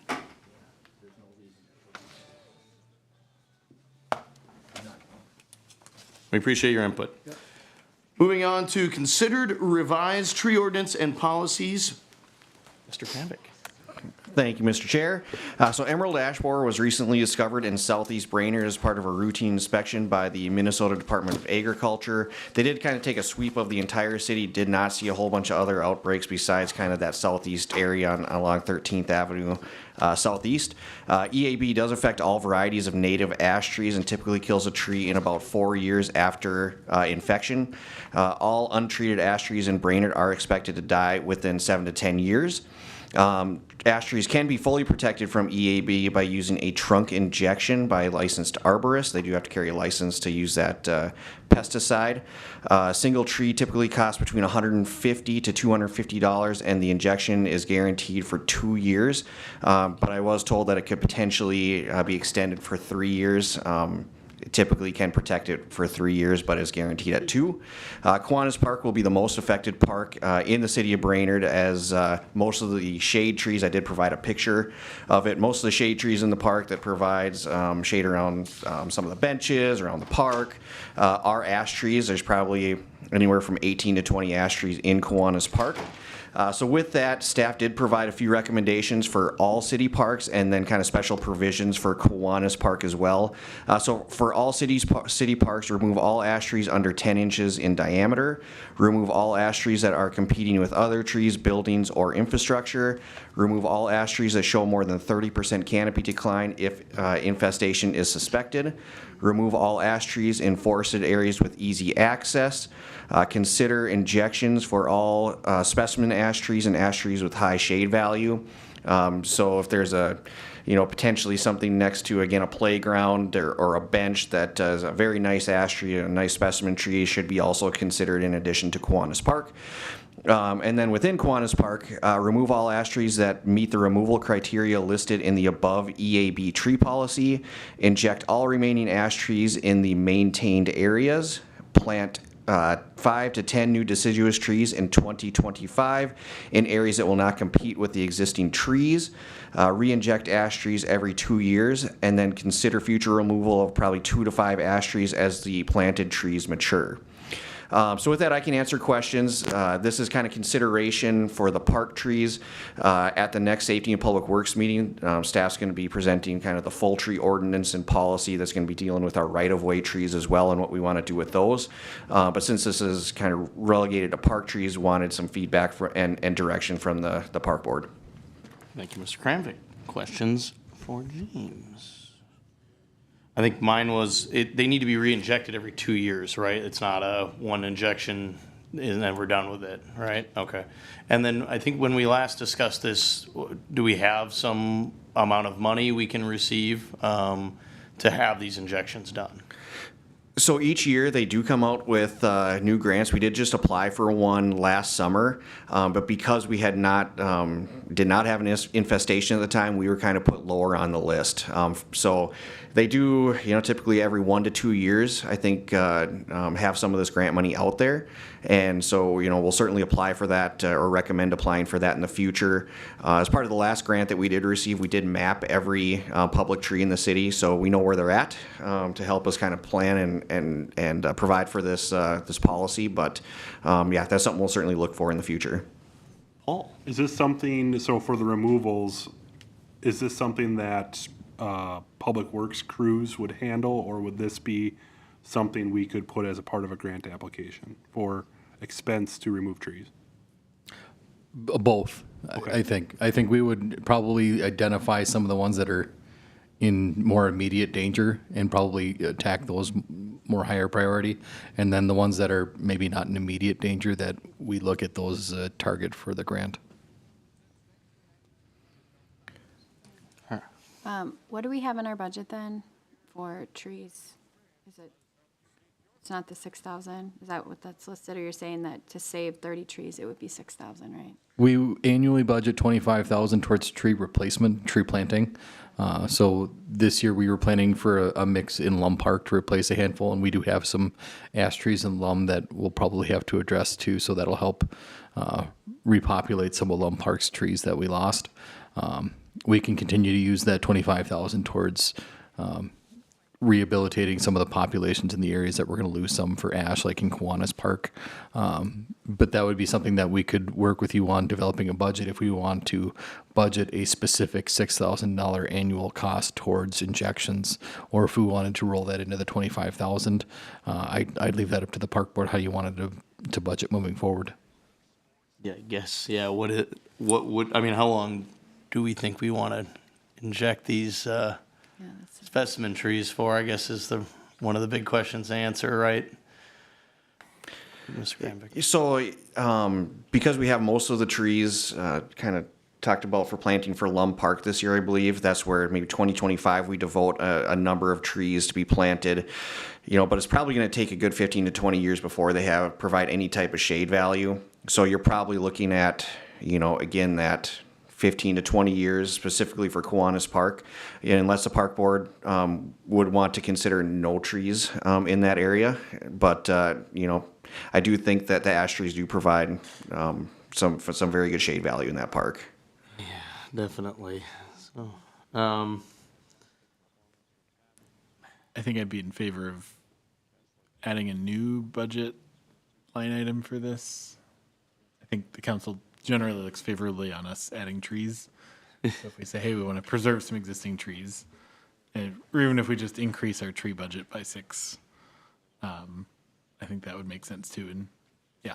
And again, it would be every 2 years. You could stretch it to 3. So one idea is potentially you do Kiwanis Park trees this year, because that is probably the main one you could consider potentially risking and pushing it out to the next year. So you're not paying it all at once each year, and you maybe have 4,000 budgeted one year, 2,000 the other years. It doesn't spread particularly fast, so you're looking at Gregory's a pretty far distance away from Southeast 13th Street. You do have let's see, you got Bain Park that's in South Brainerd, as well as Yep, as well as JC's Park. That's probably the closest one. I don't believe there's a lot of specimen ash trees in JC's Park. They're more in the forest fringe in that area, so I'm not as concerned. But certainly, we'd want to take a look at all the parks and see which specimen trees we have, and we could probably make a more solid recommendation of exactly which trees we want to potentially inject this year. Could have options for the next year if you want to, have that budget go a little bit further. And, so tonight's just kind of figuring out if you are acceptable to creating that injection policy. I think the injection policy is good, and I like your recommendation to maybe just increase our tree ask every year and just have it not be 25,000 for inventory, maybe it's 30,000 for inventory and treatment. That seem fair? So I think that makes the most sense. I mean, 5,000 is probably more than we probably need, but annually. But I think that's what we can just buy another tree, right? I mean, the extra. We would utilize it towards more trees. Very good. I think that. Should we consider, though, if there are any that are like detrimental with like the number one, remove all that meet the removal criteria? I mean, are there any that are gonna like take down, if we don't take them down, it's gonna like take down more trees with it? We would take a look at those. Okay. Again, as far as we can do it with our public works maintenance crew, we would try and take down any trouble trees. The only issue we'll have is if there's any that are close to like a building and we don't want to take that risk. Those we might hire out, but for the most part, we try and do most of them in-house. Comment? Yes. Did we already spend our tree budget? I feel like we did. We've determined that we want to spend it in a mix of deciduous and evergreens, and that I would work with James. We haven't determined the exact mix over at Lum, but that was where we were targeting for this year. So if we did want to use some of that, maybe for some real high value trees at Kiwanis, we could do some of it there and buy a few fewer trees. Sure. Okay. Yeah. Oh, yeah, you're just saying we haven't. Yeah. We can. Yeah, I didn't Have know if we we'd ordered actually them. full on exhausted the funds? Yeah. I We guess don't that wanna is. go over budget. Yeah. So yeah, if there are some high value, like ones that we should treat immediately, I think ideally we'd like to do that this year and get things treated. So if we need to take one less tree to meet budget or whatever it might be, move things around to make sure if there are any trees that need to be treated immediately, that we treat them immediately. If the park board approves this policy and that's the direction moving forward, that's the direction we'll take. Alrighty. Do we have a motion? Yeah. I'll make a motion to move forward with this. Is that enough? That'll work. Okay. We just talked about a lot of stuff. Do you need to be more specific? I think we are. We're adding additional budget to the tree money, so should we be a little bit more specific about Well, that, I guess? are we adding it this year, though? We're adding it next year, I thought. Oh, So we yeah, I wouldn't have to suppose. really put that in the motion. Yeah, I suppose. All right. I'll make a motion to use James's best judgment on if we take down trees or just inject trees, and make sure that it stays within our 2024 budget for trees this year. On top of adopting the policy here? Yes. Okay. Very good. These are kind of policies for how we Okay. handle trees. Sure. I will second that motion. All right, we have a motion and a second. Any discussion, Jesse? I mean, discern. Okay, perfect. All right, all in favor, say aye. Aye. Aye. All opposed, same sign. We have a policy. We're moving on to the switcheroo here of the Buffalo Hills land swap proposal. Thank you, Mr. Chair. So we had a developer reach out. They have some interest in the property to the north, which is to the north of Buffalo Hills Park, which is owned by the school district. They have a proposal to start to develop that property. Part of that is access from Buffalo Hills Lane. So what the developer has put together here is a proposal for essentially a land swap. What they'd like to do is take the 5 acres from the east portion of Buffalo Hills Park and take that from the park board and then turn over just under 8 acres from the, right now, the school district property on the west side of their parcel, and turn that back over to the park board as park property. I tried to include an exhibit in the packet. Well, next page up, if you can. There you go. Oh, it's kind of sideways here. So what they're trying to do is develop kind of the eastern portion of the two parcels, reserving a little bit for future potential development, and then turn over what would be the northwest corner over to the park board for parkland. I did include the master plan in there, it looked like. So I just wanted to highlight that the park board, the master plan that the park board approved was essentially just nature trails that kind of go through that eastern portion. If that would be amenable, we could just do the nature trails to the north if that's something that you'd want to do. And with that, James is also here to elaborate on kind of what the developer is proposing for development of the property. Yeah, and I'll just, kind of quickly add to that. Very preliminary at this point. The Planning Commission hasn't reviewed it. City Council hasn't seen it. So this is the first time any board or commission seen this from the city. So the developer came up with this idea instead of asking the park board for, simply a road to access the northern portion, came up with this idea of a potential land swap. Right now, both parcels are zoned park. So it could be done through a boundary line adjustment. Obviously, there still is a lot of consideration. This isn't something that's ready to go at this point. But I think we're just wanting some feedback to see what the park board generally thinks about this idea of a potential land swap. I'd like to clarify, Mr. Chair, because we're talking about real property. If the park board wants to move in this direction, we would bring a recommendation to the city council. It wouldn't be approved at the board. Questions, comments, concerns on the land swap? Paul? So who currently owns is it the school district right now, and he's looking at purchasing? Yes, that's right. Right now, they're working with the school district on potentially purchasing that property. So there's been conversations that's been had with that.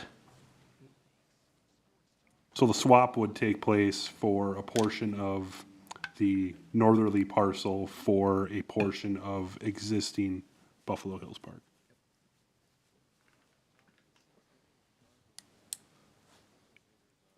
Seems really cool. Yeah, I think we need more housing, and the park actually gets bigger, and there's more people close to the park to take advantage of some of the stuff we've got planned for this year, next year. So I think as long as it's contingent on them owning the school's parcel before we make the swap. Yeah, it seems great. Yeah, I think it's totally a great idea, honestly. I actually wasn't very excited. I don't want to see our green space go away. I know we need housing though in this town, like so incredibly bad. So I just want to understand, like, the empty blue, that's the school districts, and then, or the swap thing, I guess I don't understand that part. Yeah, so right now, if you see where that blue line is, if you were to take it fully straight down, the park is right now the entire 20 acres. Maybe Jesse can show it up there. 20 acres to the bottom right now is owned by the park. And then ISD 181 owns the northern section. We have gotten some direction from council and EDA, trying to look for vacant properties within the city that can be redeveloped for housing, especially when there's infrastructure present for redevelopment that makes things easy.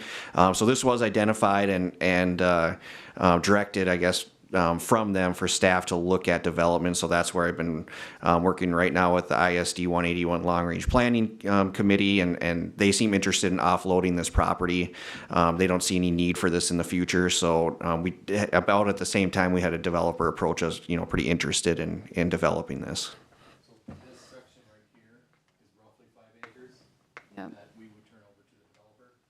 This section here is about 8, and this is what they would turn over to us. So the parkland would almost be L-shaped after this. So you'd have this. I know it's kind of sideways, but that's kind So we would move the park.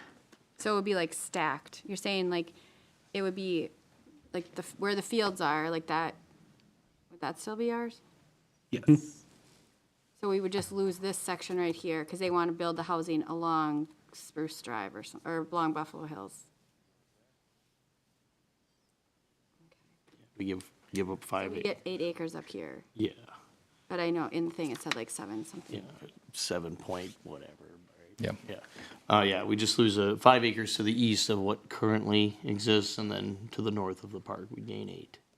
And then, so we'd have to budget, we'd have to like, how would that work with like our budget as far as like move, because we won't be able to like move the park? I mean, I know, so like I guess that's what I don't understand either, like, We don't have any amenities there right now. we don't have anything right here right now? No. Correct. Where am I looking at? Why am I looking at this wrong? Is this the park? Brent, could you rotate that picture? Okay. So Pull is this up actually the- Bethany? Yeah, pull up the GIS. No. This These is aren't real. This is not really what's there right now. Correct. This is the park right Their here. that's proposal. what's there now. So this is where all the woods are. Yeah. Yeah. What they're wanting to do is take like the east quarter, Right. take that from us, Yep. and then give us that north roughly third. Okay. Once they have the transaction with the school district to purchase it. Sure. So you're really exchanging woods for woods. You I was just gonna get say more. it's just like woods. Yeah. Okay. If anything, the existing trails are actually in there, so that gives us some ownership over more of the trails instead of our hypothetical. And I think there's a lot of value in holding on to the westerly part of that property, given it goes right next to the Buffalo Hills. Yeah, I was gonna say that's like more trails than this is over here. But yeah. Okay. Thanks for taking the time to explain that, because I totally was looking at it differently than all of you guys were. I think it's great, and yeah, to Andrew's point, like, people potentially being there to take advantage of those amenities, right, basically on site would be awesome, so. And yeah, the city needs housing badly, so I'm in favor of this potential swap if everything comes together right. I would move to recommend this swap to the council.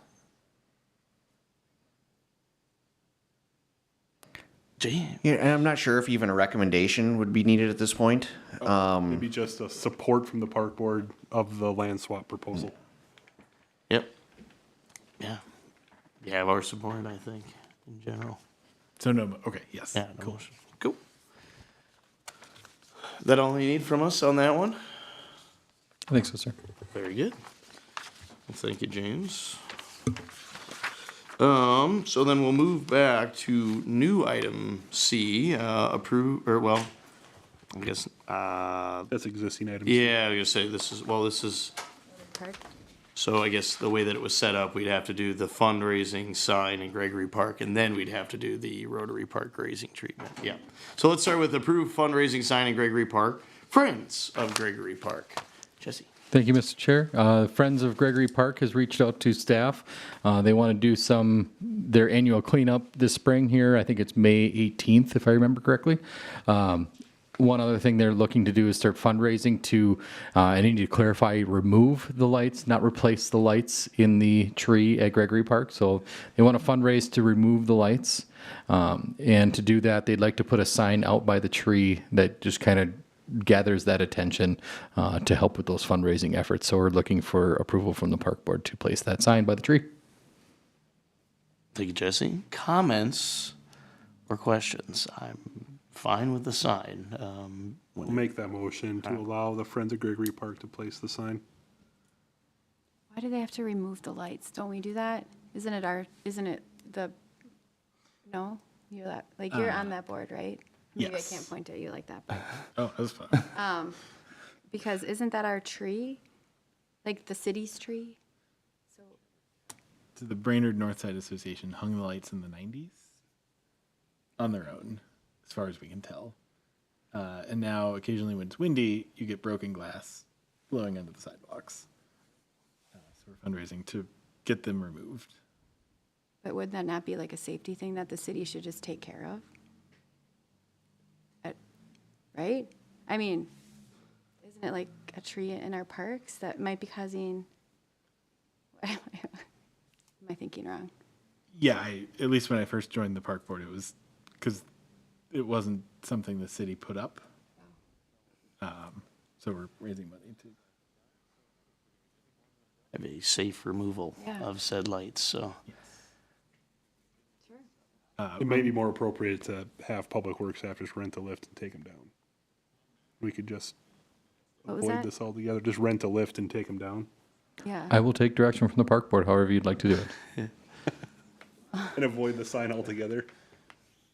That would solve it too. I mean, would they just take them like, I mean, I don't know how much time, but It'd probably take some time. I mean, it's, if you're like cutting lights out of trees that have been there since the 90s. yeah, It's like grown into the trunk at points. right. We had Mike's Tree Company do an estimate. They said it'd be about 1,000, and they would need their cherry picker. Yeah. Oh, So that was part of why I didn't even consider asking the city is like the BPU and the whole extra layer of complication. okay. Is that a second to the motion? Well, I would concur with what Kara's saying, being it's park property, Yeah. and whether or not it was originally installed by the Friends of Gregory Park to begin with, if it's causing a safety issue in a park, I would venture to say we should just Yeah. pony up the $1,000 and have Mike's Tree Company come and take them down. Well, yeah, because then what happens when you guys earn the money, or when the committee earns the money? Then are we going to allow them to just rent a lift and like play around in our tree, and then if they fall, or I'm totally thinking like the worst case scenario. No, But would that be a thing then? I think they're just fundraising to pay Mike's to go there and do it. Yeah, they're not gonna actually, Yeah. Andrew's not gonna be up in the tree. No. So yeah, then And such, so. then I would say that we, my thought is let them fundraise for it, and Give us the money, and then we'll just get it taken care of? yeah, I mean, would that be fair? Sure. I don't know. Would that work, Justin? Does that work, or do we just need to give them the okay to send Mike's in to clean it up? I don't. I will take direction from the park board. Oh, my goodness. If you would like them to fundraise, they can dedicate dollars and donate dollars towards a specific project, and that we can use those donation dollars towards that project. If you want us to use our maintenance dollars, we can do that too. Obviously, that just limits our budget a little bit, but I'll take direction on how you'd like to do this. I mean, is there like glass everywhere? I mean, I didn't even know this was an issue, so I guess I haven't heard of anyone. It's usually just Getting- after storms, like where it's really windy. The strings that are dangling will whip against the tree.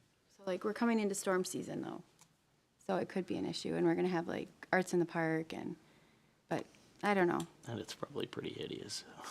yeah. To me, I'm just leaning towards let's just get it done. Yeah, I am too. This is.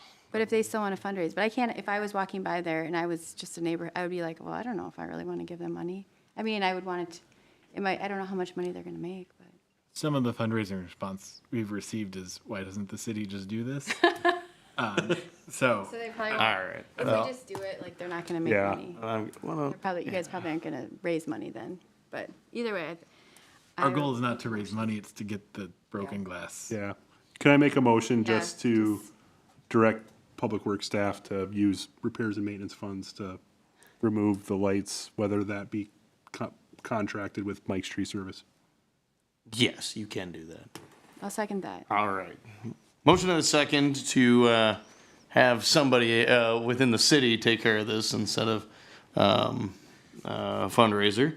Any further discussion? All in favor, say aye. Aye. All opposed, same sign. We're getting them lights out, Andrew. Don't worry about it. To new, Goats. yeah, goats. Give me the goats. What do you got, Jesse? Thank you, Mr. Chair. So Soil and Water has in the past used the goats over at Rotary Park to kind of help keep the invasive buckthorn down. They ran out of their previous grant through the Conservation Partners Legacy, but they want to continue the efforts that they've been doing at Rotary to kind of knock that invasives down. So they feel like they have some opportunity for funding through the DNR.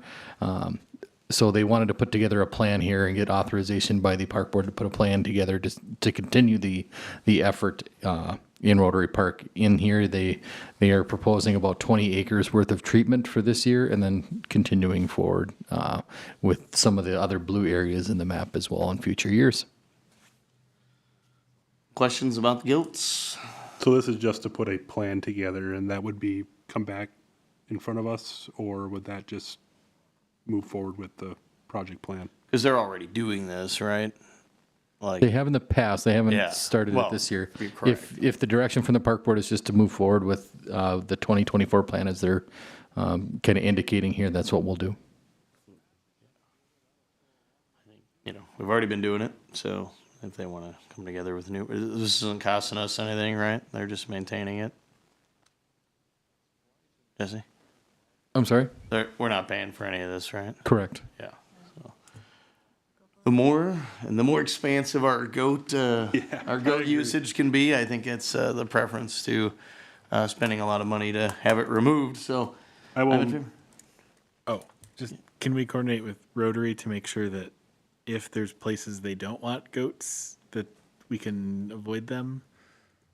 I know they talked about, I see the field of seeds here. I just want to make sure if they've done other stuff for bird habitats or things like that, that we're not unleashing goats on treasured plants. Because I think they'll eat more than just buckthorn, which is, I mean, like generally good for that much land. But. Very good. Yeah, I think we can probably just coordinate with our partners on the park, make sure there's no impact on their stuff as we increase the potential increase of goat grazing in the years to come. So, Do you need a motion on that? Just authorization to move forward with developing a plan for future years, really, and continuing the effort in 24. let's do it. I will make a motion to authorize the Soil and Water Conservation District to prepare a project plan and implement invasive buckthorn treatment for 2024 in Rotary Park. Second. I think, yeah, just making sure again that we're coordinating with our partners when it comes to Coordination that with the plan. Rotary, Yep, with on that plan. So, all right, motion and a second. Any further discussion? All in favor, say aye. Aye. All opposed, same sign. Where are we at now? E. All right. Lum Park Pavilion, scope of work. Thank you, Mr. Chair. A little bad news here, as our architect is kind of developing a scope of work for the rehab at the two Lum Park pavilions that we budgeted about $30,000 to just kind of give a facelift to. We ran into some unforeseen expenses on specifically number one. Well, one of them was that we would have to relocate the power service, which comes at an expense. They put together an estimate for us, and what they're doing is they're estimating about $103,000 for Pavilion 1 to do the rehab work.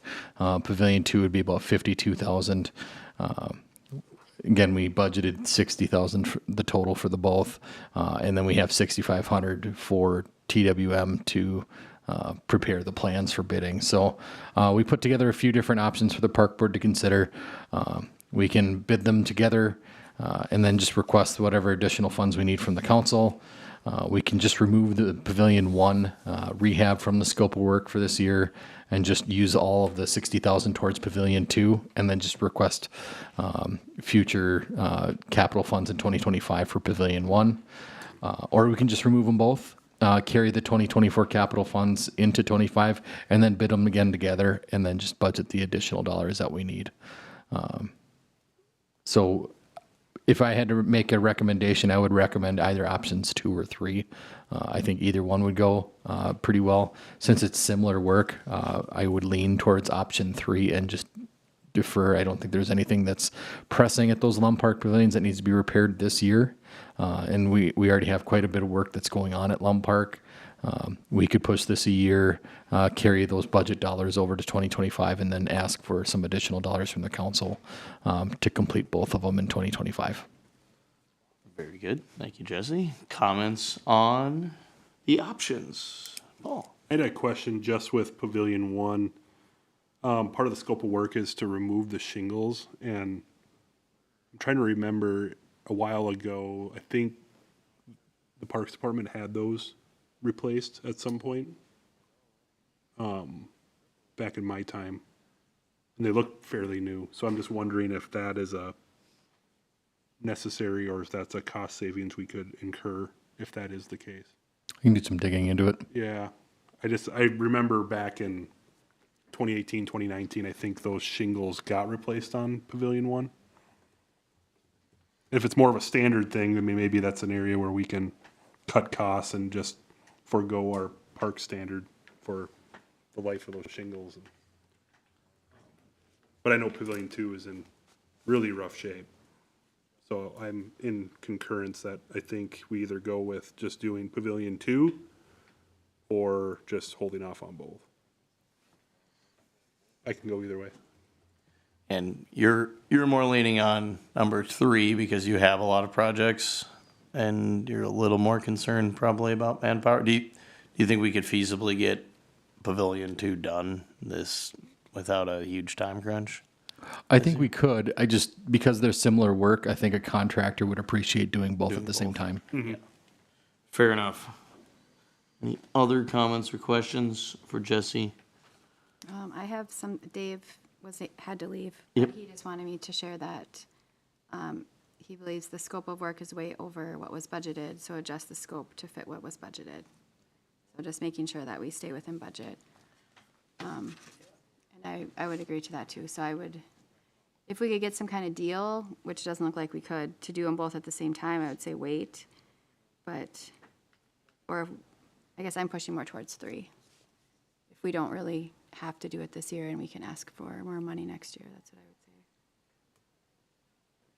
If I may, Mr. Chair, Pavilion 2 I know is in extremely bad shape. I don't think there's any necessary scope reductions from what is in this work plan.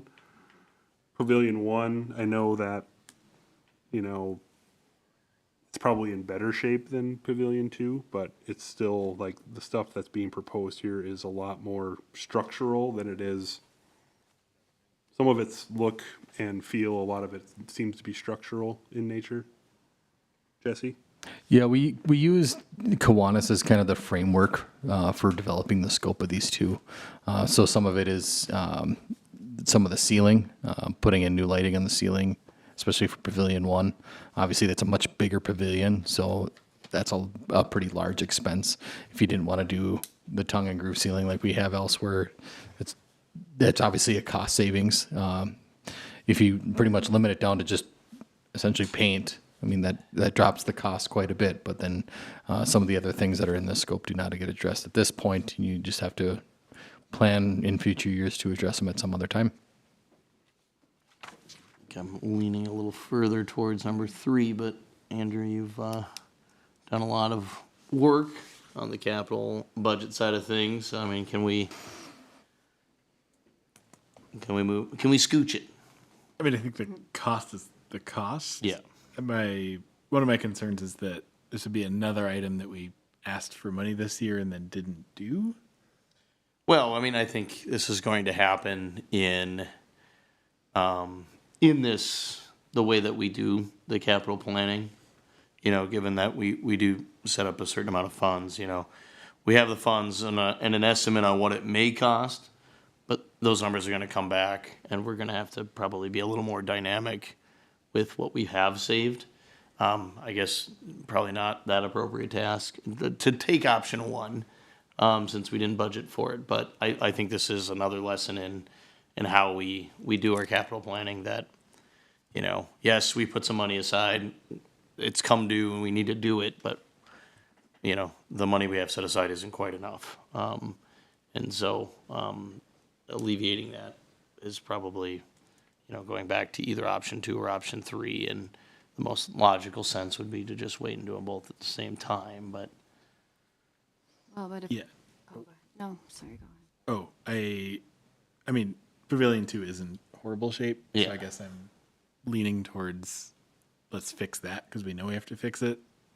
And then for Pavilion 1, sort of to Paul's point, are there things we can defer?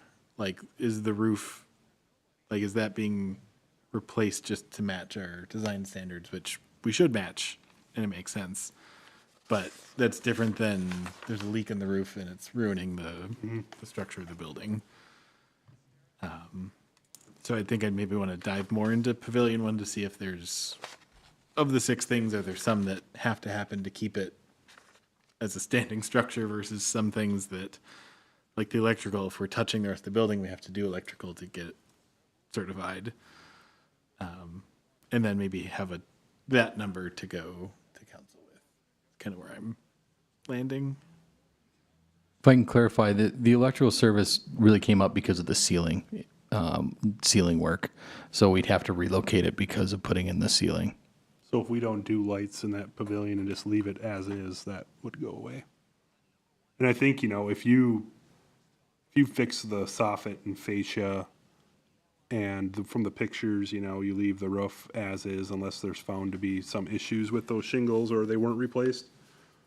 I mean, you could do a small little facelift on that, I think, for pretty reasonably, if we just want to do Pavilion 2, and propose a small facelift until it needs the full rehab at some point in the future.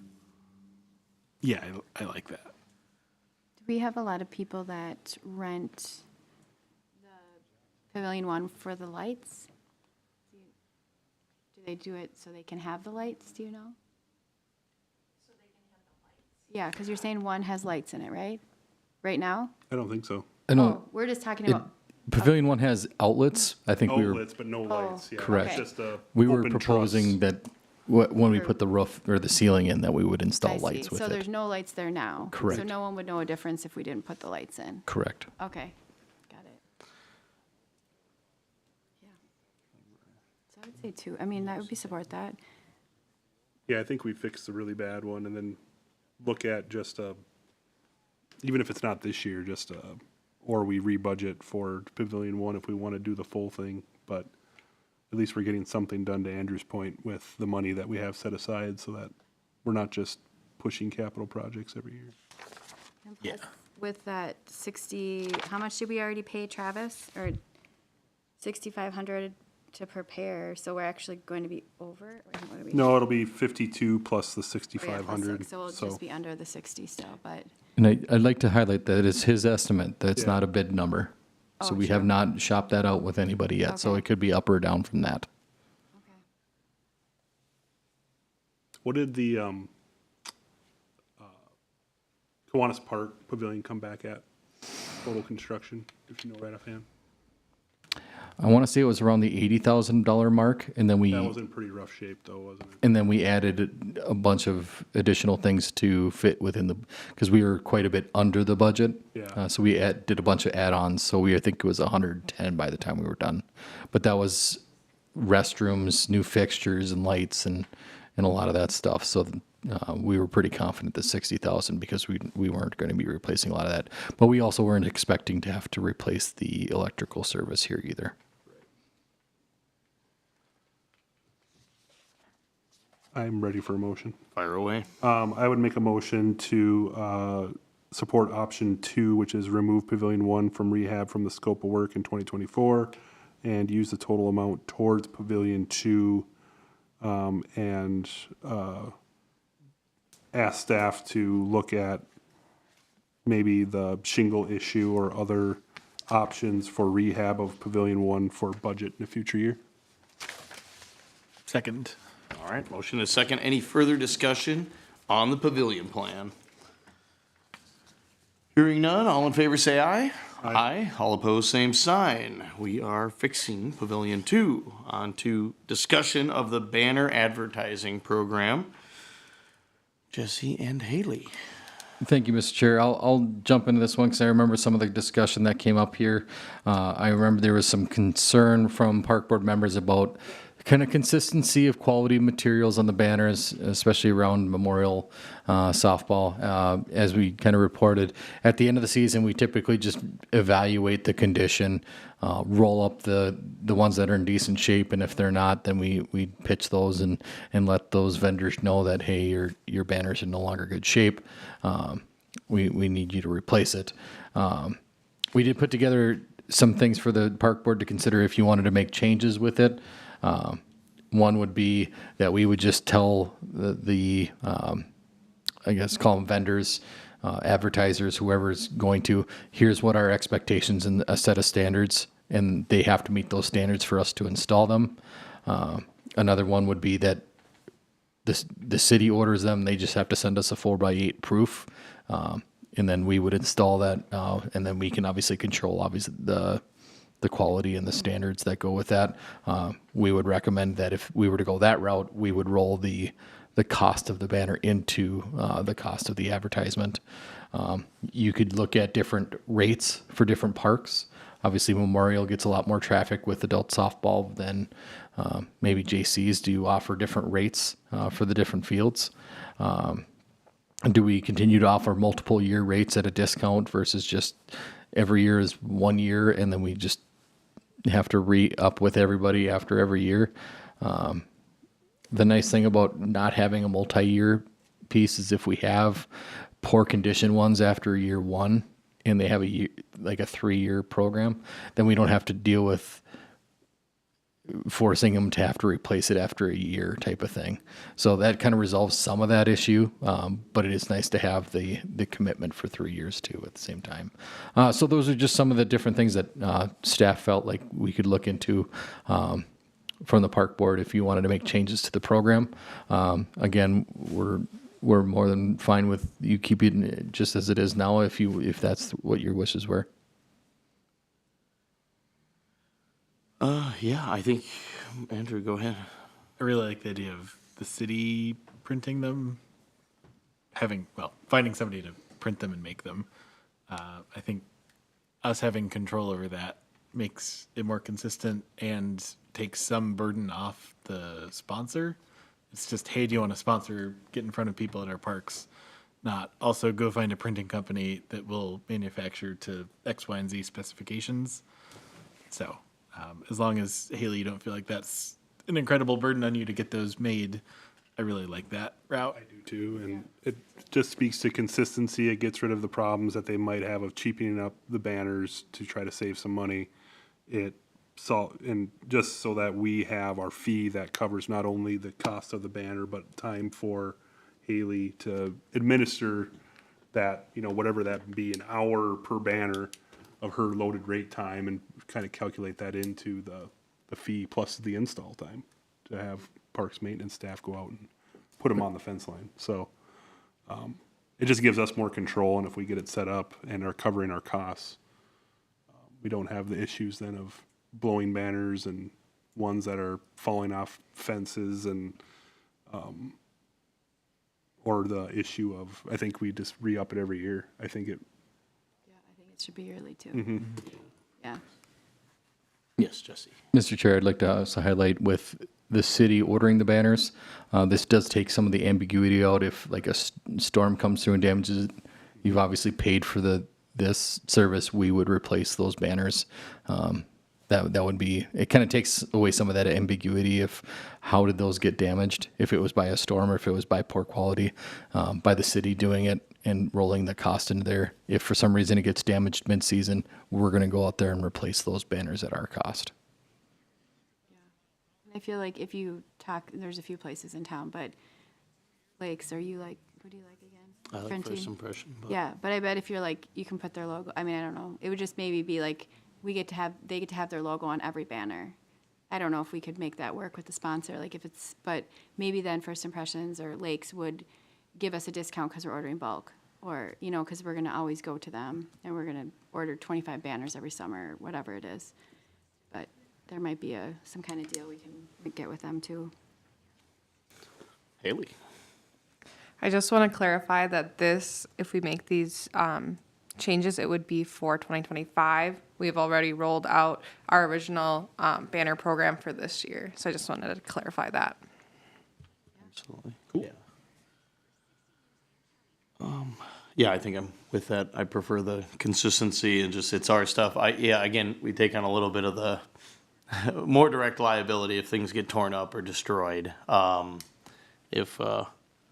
I think, if we're going to take the cost of printing them, We'll find out what that cost is, maybe make some sort of cost adjustment for that potential situation factored into every banner so that we have some amount of money to do replacements if necessary. But I think doing this stuff in-house adds that consistency, and there are plenty of local partners that are very willing to do this for us. So I like the 4x8. I like, having a set of design standards that I'd like, every business has their own identity and we want to make sure we can keep those, but having a general way we want everybody advertising on our fence and would be a great idea. So yeah, I want to do it in-house, and I do want to have a set of specifications. I think for variable rates, let's just try to pump it out. And as we, continue to get more and more events throughout our park system, we can reevaluate and probably far down the road. But, right now, usage time and things like that, I think it's kind of first come, first serve. Like, you book your time, you get the premium real estate at the moment, would be probably how I would do it. The more senior people just get their opportunity. We give them the call first. If you've been with us for a while, that's kind of, you get the better real estate. But otherwise, yeah, I think the multi-year rate as well, I think we want to do it on a year-by-year basis, just so we can keep track of what needs to be, if we need a new banner, we need a new banner, and we got to assess it. But we can have a rate if there isn't a banner. If you don't need a new one, maybe they get a small discount on continuing years. So not throwing away the fact that they're, doing a multi-year deal, but not charging them extra to have the banner made is the cost savings of continuing a year-to-year agreement. So We can put that in the piece of it, that if you're able to reuse year after year, that Yeah. you don't have to pay for a new one manufactured. I would like to ask also about discounts for multiple banners. We've typically done that as well as a certain rate for one, a discounted rate for two, a discounted rate for three. Do you want to see that continue, or just same flat rate for each banner? It's this. do we have an issue filling up the real estate right now with the banners? No.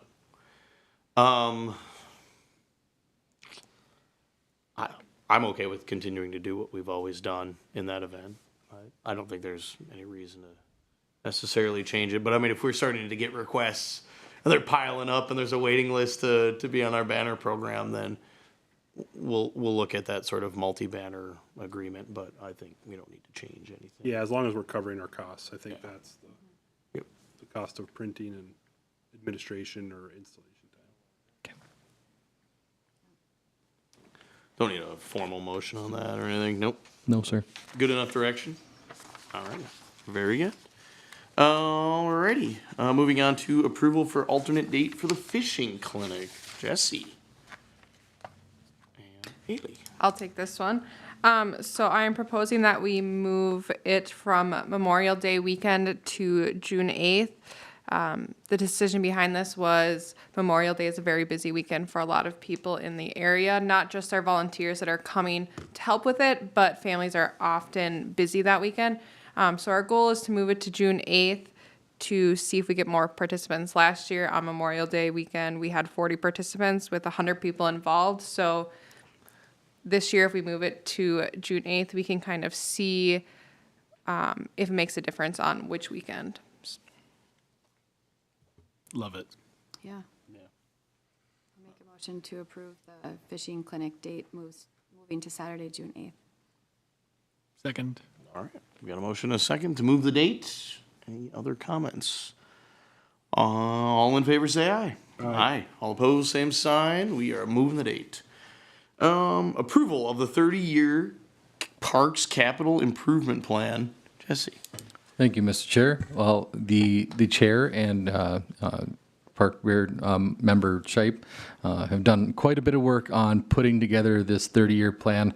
I cleaned up the one thing to just kind of show each year and just divide it out, but you can kind of get an idea of the next handful of years, and that one obviously goes out the entirety of all the assets, but I included in here just a sample of all the work that Andrew, Jonathan put into this spreadsheet and development of it, things like catching up funding, immediate funding, if staff is going to perform it versus one of our partners like the Boy Scouts, if this is something that they should be performing.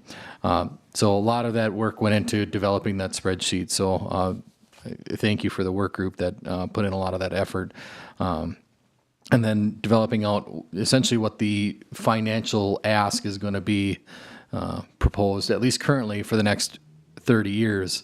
And this is something that we can bring to the council and say, hey, this is what we're thinking. Here's the list of projects that we're looking at each year. Obviously, things do change. Some things come up. Some things get pushed back. We just talked about Pavilion 1 at Lum Park. So there's always that potential that something comes up or something changes. But this gives us a good framework to show what we're trying to do with capital planning and budgeting for the next really 30 years and trying to keep that manageable. I will note my own selfishness. I did ask that they try and keep the number of projects under 10 per year. Anything over 10 seems like it's going to be a very busy year for us to try and just administer. So that was my ask. They were really nice and accommodated it for the most part. So with that, I would be looking for approval from the park board on the 30-year capital plan and to move into capital planning with the council based on what we have laid out here.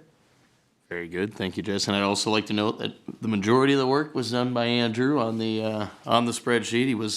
You were just really passionate about it, so appreciate that a ton. And I think the way it ended up, because I missed that last capital planning meeting, but yeah, you did get kind of the dollar amounts relatively close, again, balancing it with the amount of projects per year. So looked like it turned out pretty good as far as our ask and having it decrease based on the catch-up dollars as we move into the future as well. So I think this is molded into a very, very nice document. So I'm really in favor of how things have turned out. And again, we'll have to make adjustments. I mean, Pavilion, what's that? Oh, Mills? Did I? Oh, yeah. What about it? Oh, yeah. I mean, I think as far as the 30-year plan is concerned, we do have to have a very serious discussion about what the future of Mills Field is in our park system. Because when we look at the budgeting of all this, a lot of the big money, big ticket items are Mills Field. And I don't think we necessarily have, we're going to be spending a lot of money. The thing's not going to be generating us any revenue. It's not seeing an obscene amount of usage. So we need to have a conversation with, like, just looking at, again, immediately in this snippet, you have a concession stand for $600,000 and the scoring tower for $100,000. So we do need to have a discussion, I think, over the course of this plan, what we're going to do about it, because again, we are budgeting 2% for these particular projects with, I don't think any catch-up funds necessarily allocated, but it's in rough shape, and we need to make a decision about the future of what it's going to be within our park system, and again, monetization strategies if we're going to continue and put money towards it. So that one was a big one for me coming through this entire thing, like a lot of great adjustments and improvements to and new structures in this plan and replacing like playground equipment.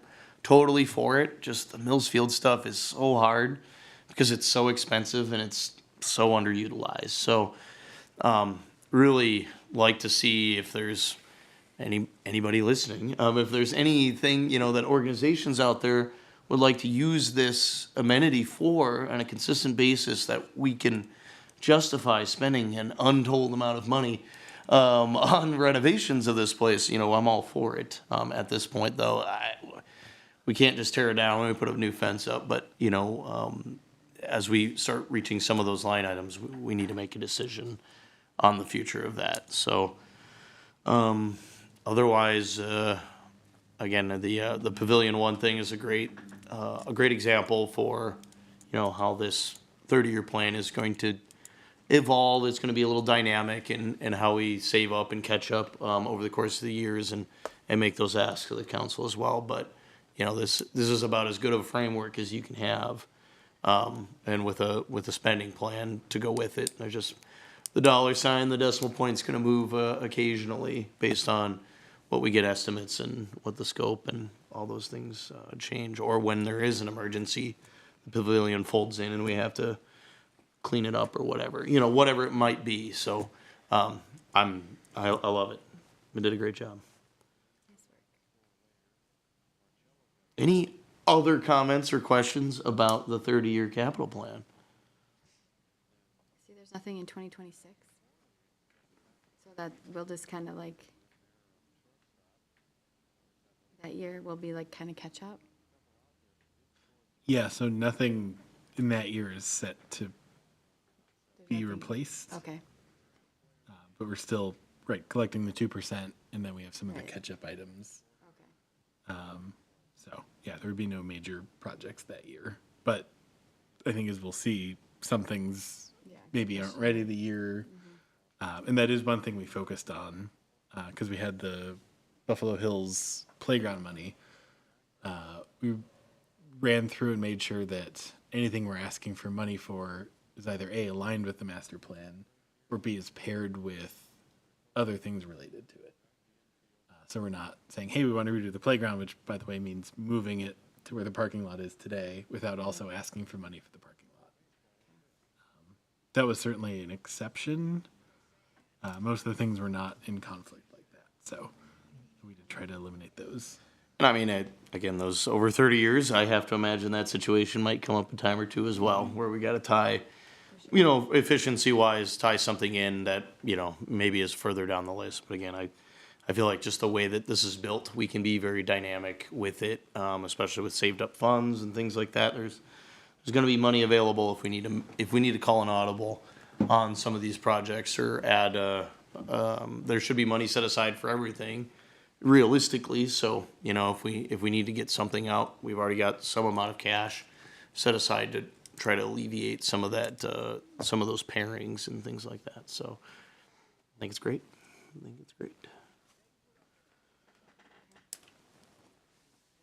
Any further discussion on our current 30-year capital plan? I'll make a motion to approve the 30-year capital plan. I'll second it.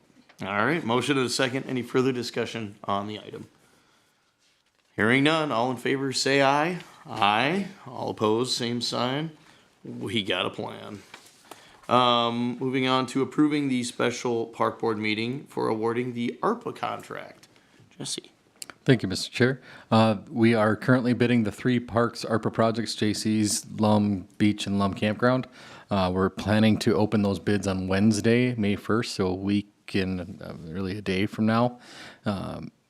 Because we're not going to have the next regular park board meeting till darn near the end of May, we were hoping that the park board would be amenable to scheduling a special meeting for the specific purpose to award that contract, so we can begin executing contracts with the contractor and giving them an extra few weeks to acquire materials, you potentially start the work if they were going to try and do it early, but at least for sure start acquiring the materials, because that some of that might be a longer lead time. We're recommending Tuesday, May 8th. This gives us some time to review the bids, but we'd be open to any other date. And it sounds like we would probably have Team Ascension's proposal included in that agenda as well. Very good. Yep. We got to get ARPA moving along. So, Andrew. May 8th is a Wednesday. May 7th. May Tuesday, 7th. It's been a busy week. Yeah. All right, so we'll call it Tuesday, May 7th. Any questions or comments on May 7th as a special meeting, including hopefully, the Team Ascension proposal as well? Sounds good. All right, we need a motion for that though, right? No, we'll go ahead and notice the meeting and we'll send out notices. Throw it on the calendar, sure. I think we're, oh my goodness. Look for it. We're just cruising, yeah, I know that. All right, so open the public forum at 6:18 and a half. It's time allocated for citizens to bring matters not on the agenda to the attention of the board. If you'd like to come up and speak, please state your name and your address. We'd love to hear from you.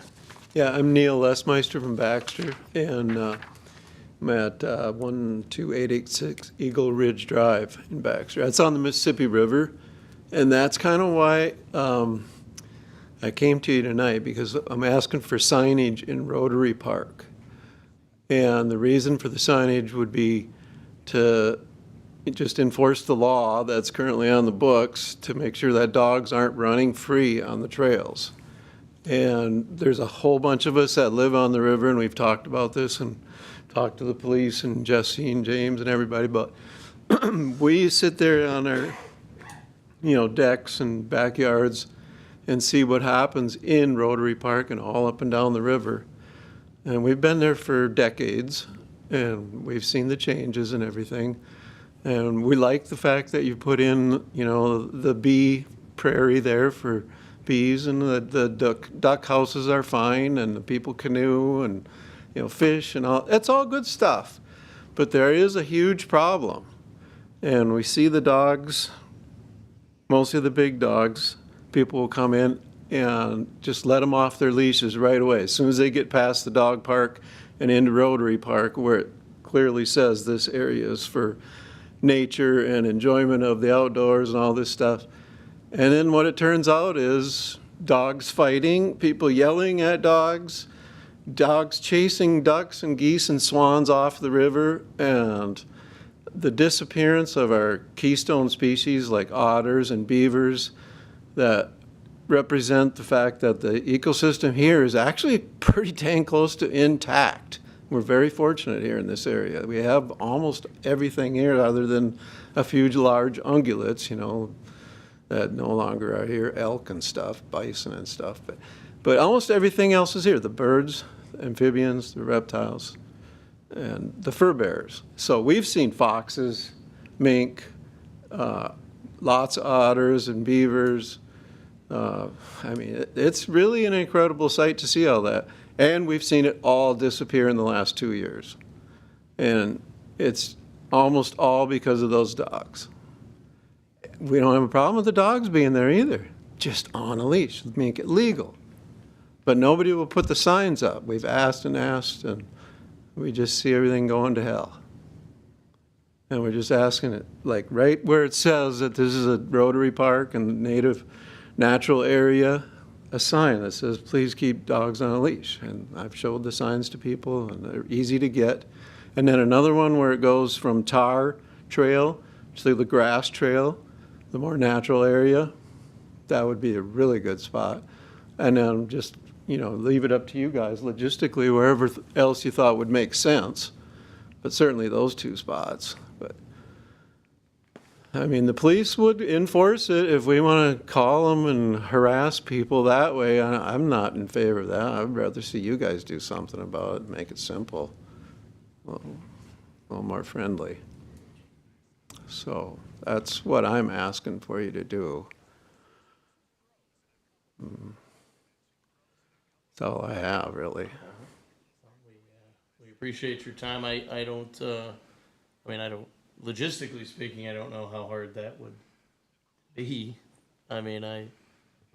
There are a few already like established areas that could have signage on it, that wouldn't have us necessarily add more signposts and things like that. Again, when you start going into the more natural area, the bench area can have something, and we can have it right at the entrance as well.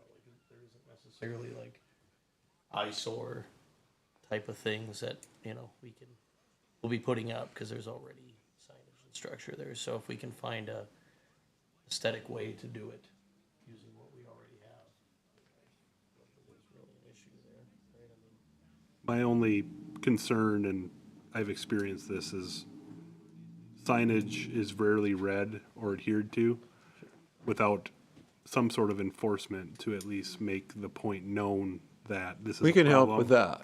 That's no problem. Because I see it I'm an engineer, deal with traffic, people and cars, and signs are about as good as the posts they're on. for displaying information, especially when you get too many signs and people ignore them, so.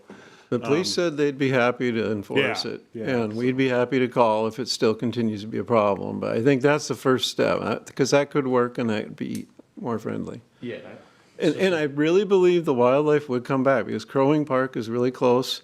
Then you got Third Island, Second Island, First Island, and then you got that whole valley, that's the park. I mean, it's a natural area. They'll come back in there. They're on the Mississippi River, they'll follow that right back in. But I mean, in general, obviously, we shouldn't have dogs off leashes in general. Yeah. You know, especially since we have a dog park next door. Yeah. So I'm with you in general, and I think if we can find just an aesthetic spot to put these, just so that when enforcement occurs, you know, we're saying, hey, we told you, you know, not to do that. And just try to change the culture of it, you know, and if we get to that point someday where there isn't a need for the signs and We can pull them down. we can pull them down. But, you know, if I mean, again, given your input here, you know, if we just need to do that and enforce it, straightforward, so. yeah, I just really feel like, you know, the wild animals are our neighbors. They're part of this community too. And when we recognize that and take care of them, we're taking care of ourselves. We're making sure that this stays a good, healthy, fun place to be. And it can be done there.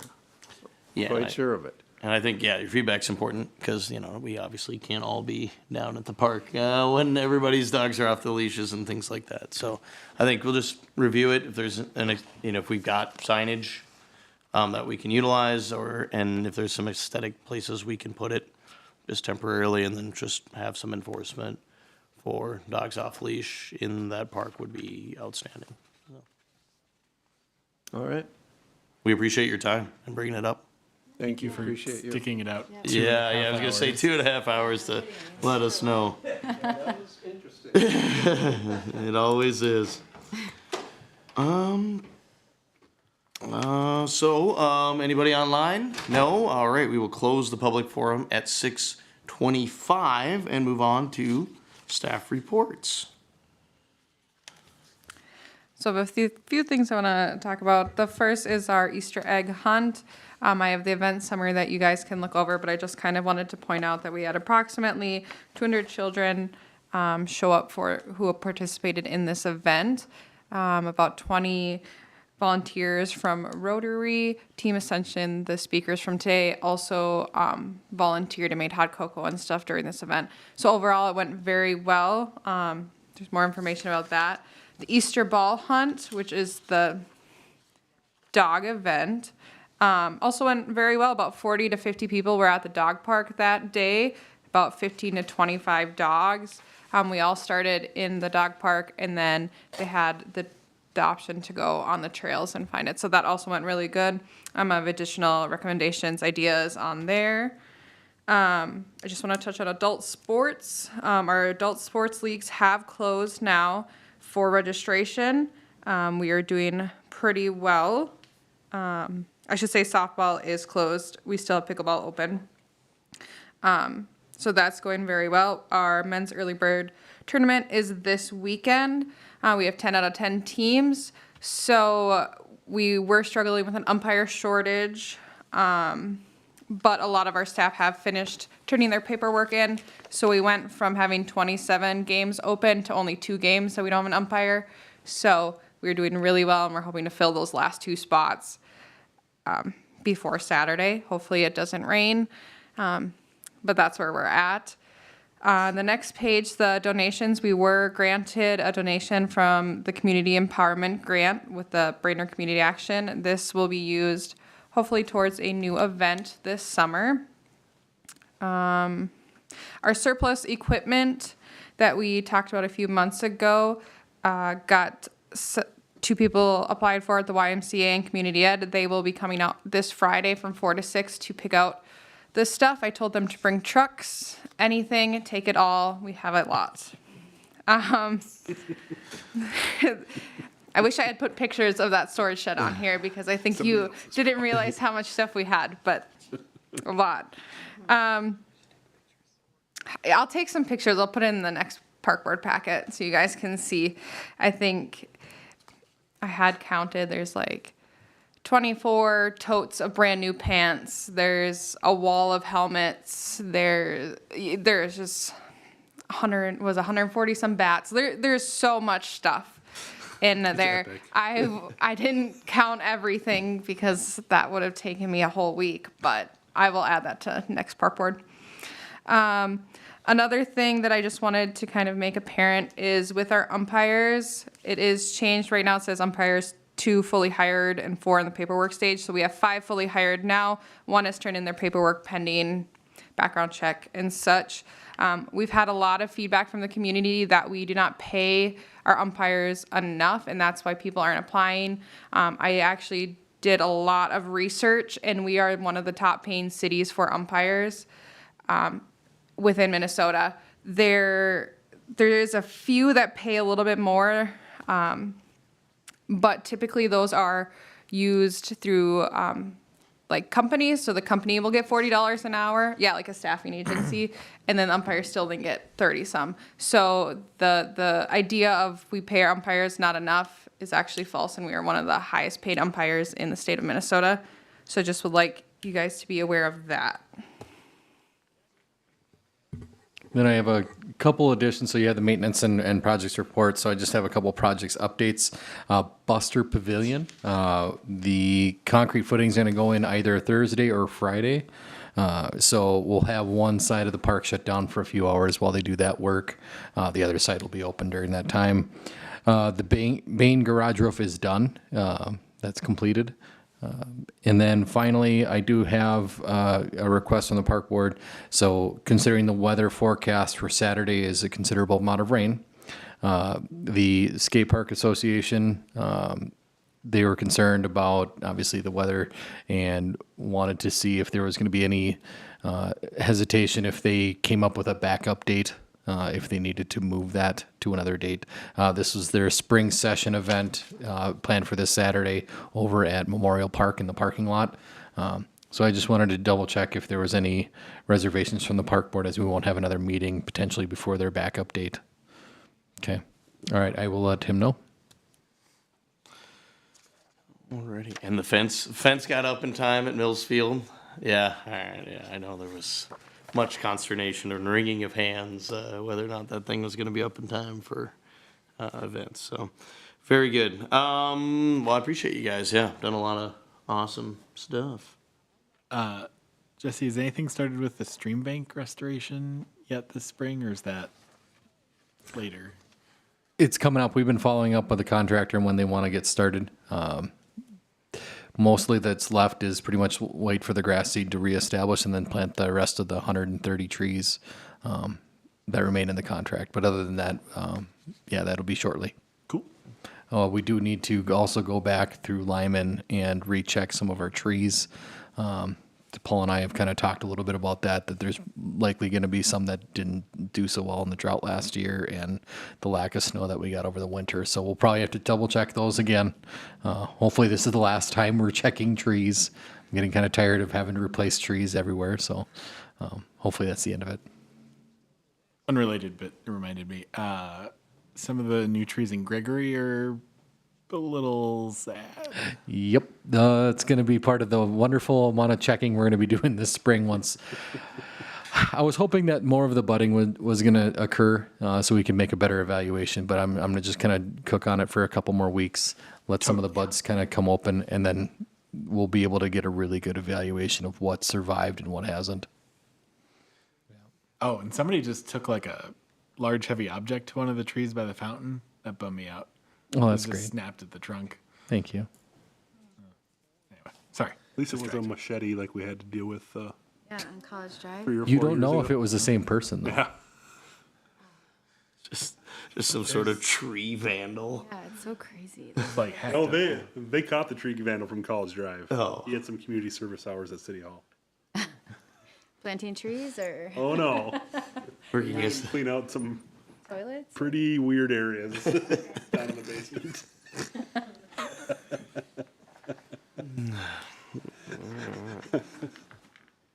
Any other updates from staff? No, we'll move on to board member reports. We'll start with you, Paul. Just happy to be here. Thanks for allowing me to sit with you guys. And actually, one cool thing is APWA. I don't know, Jesse, if you've brought this up, but we'll be at our spring conference, American Public Works Association, and we have a project over at Memorial Park to help paint some of the dugouts and things and do some community service projects that I will be attending, so that'll be fun. Awesome. Yeah, I've got nothing going on. Honestly, things are. I'm loving the thaw. We're finally getting some.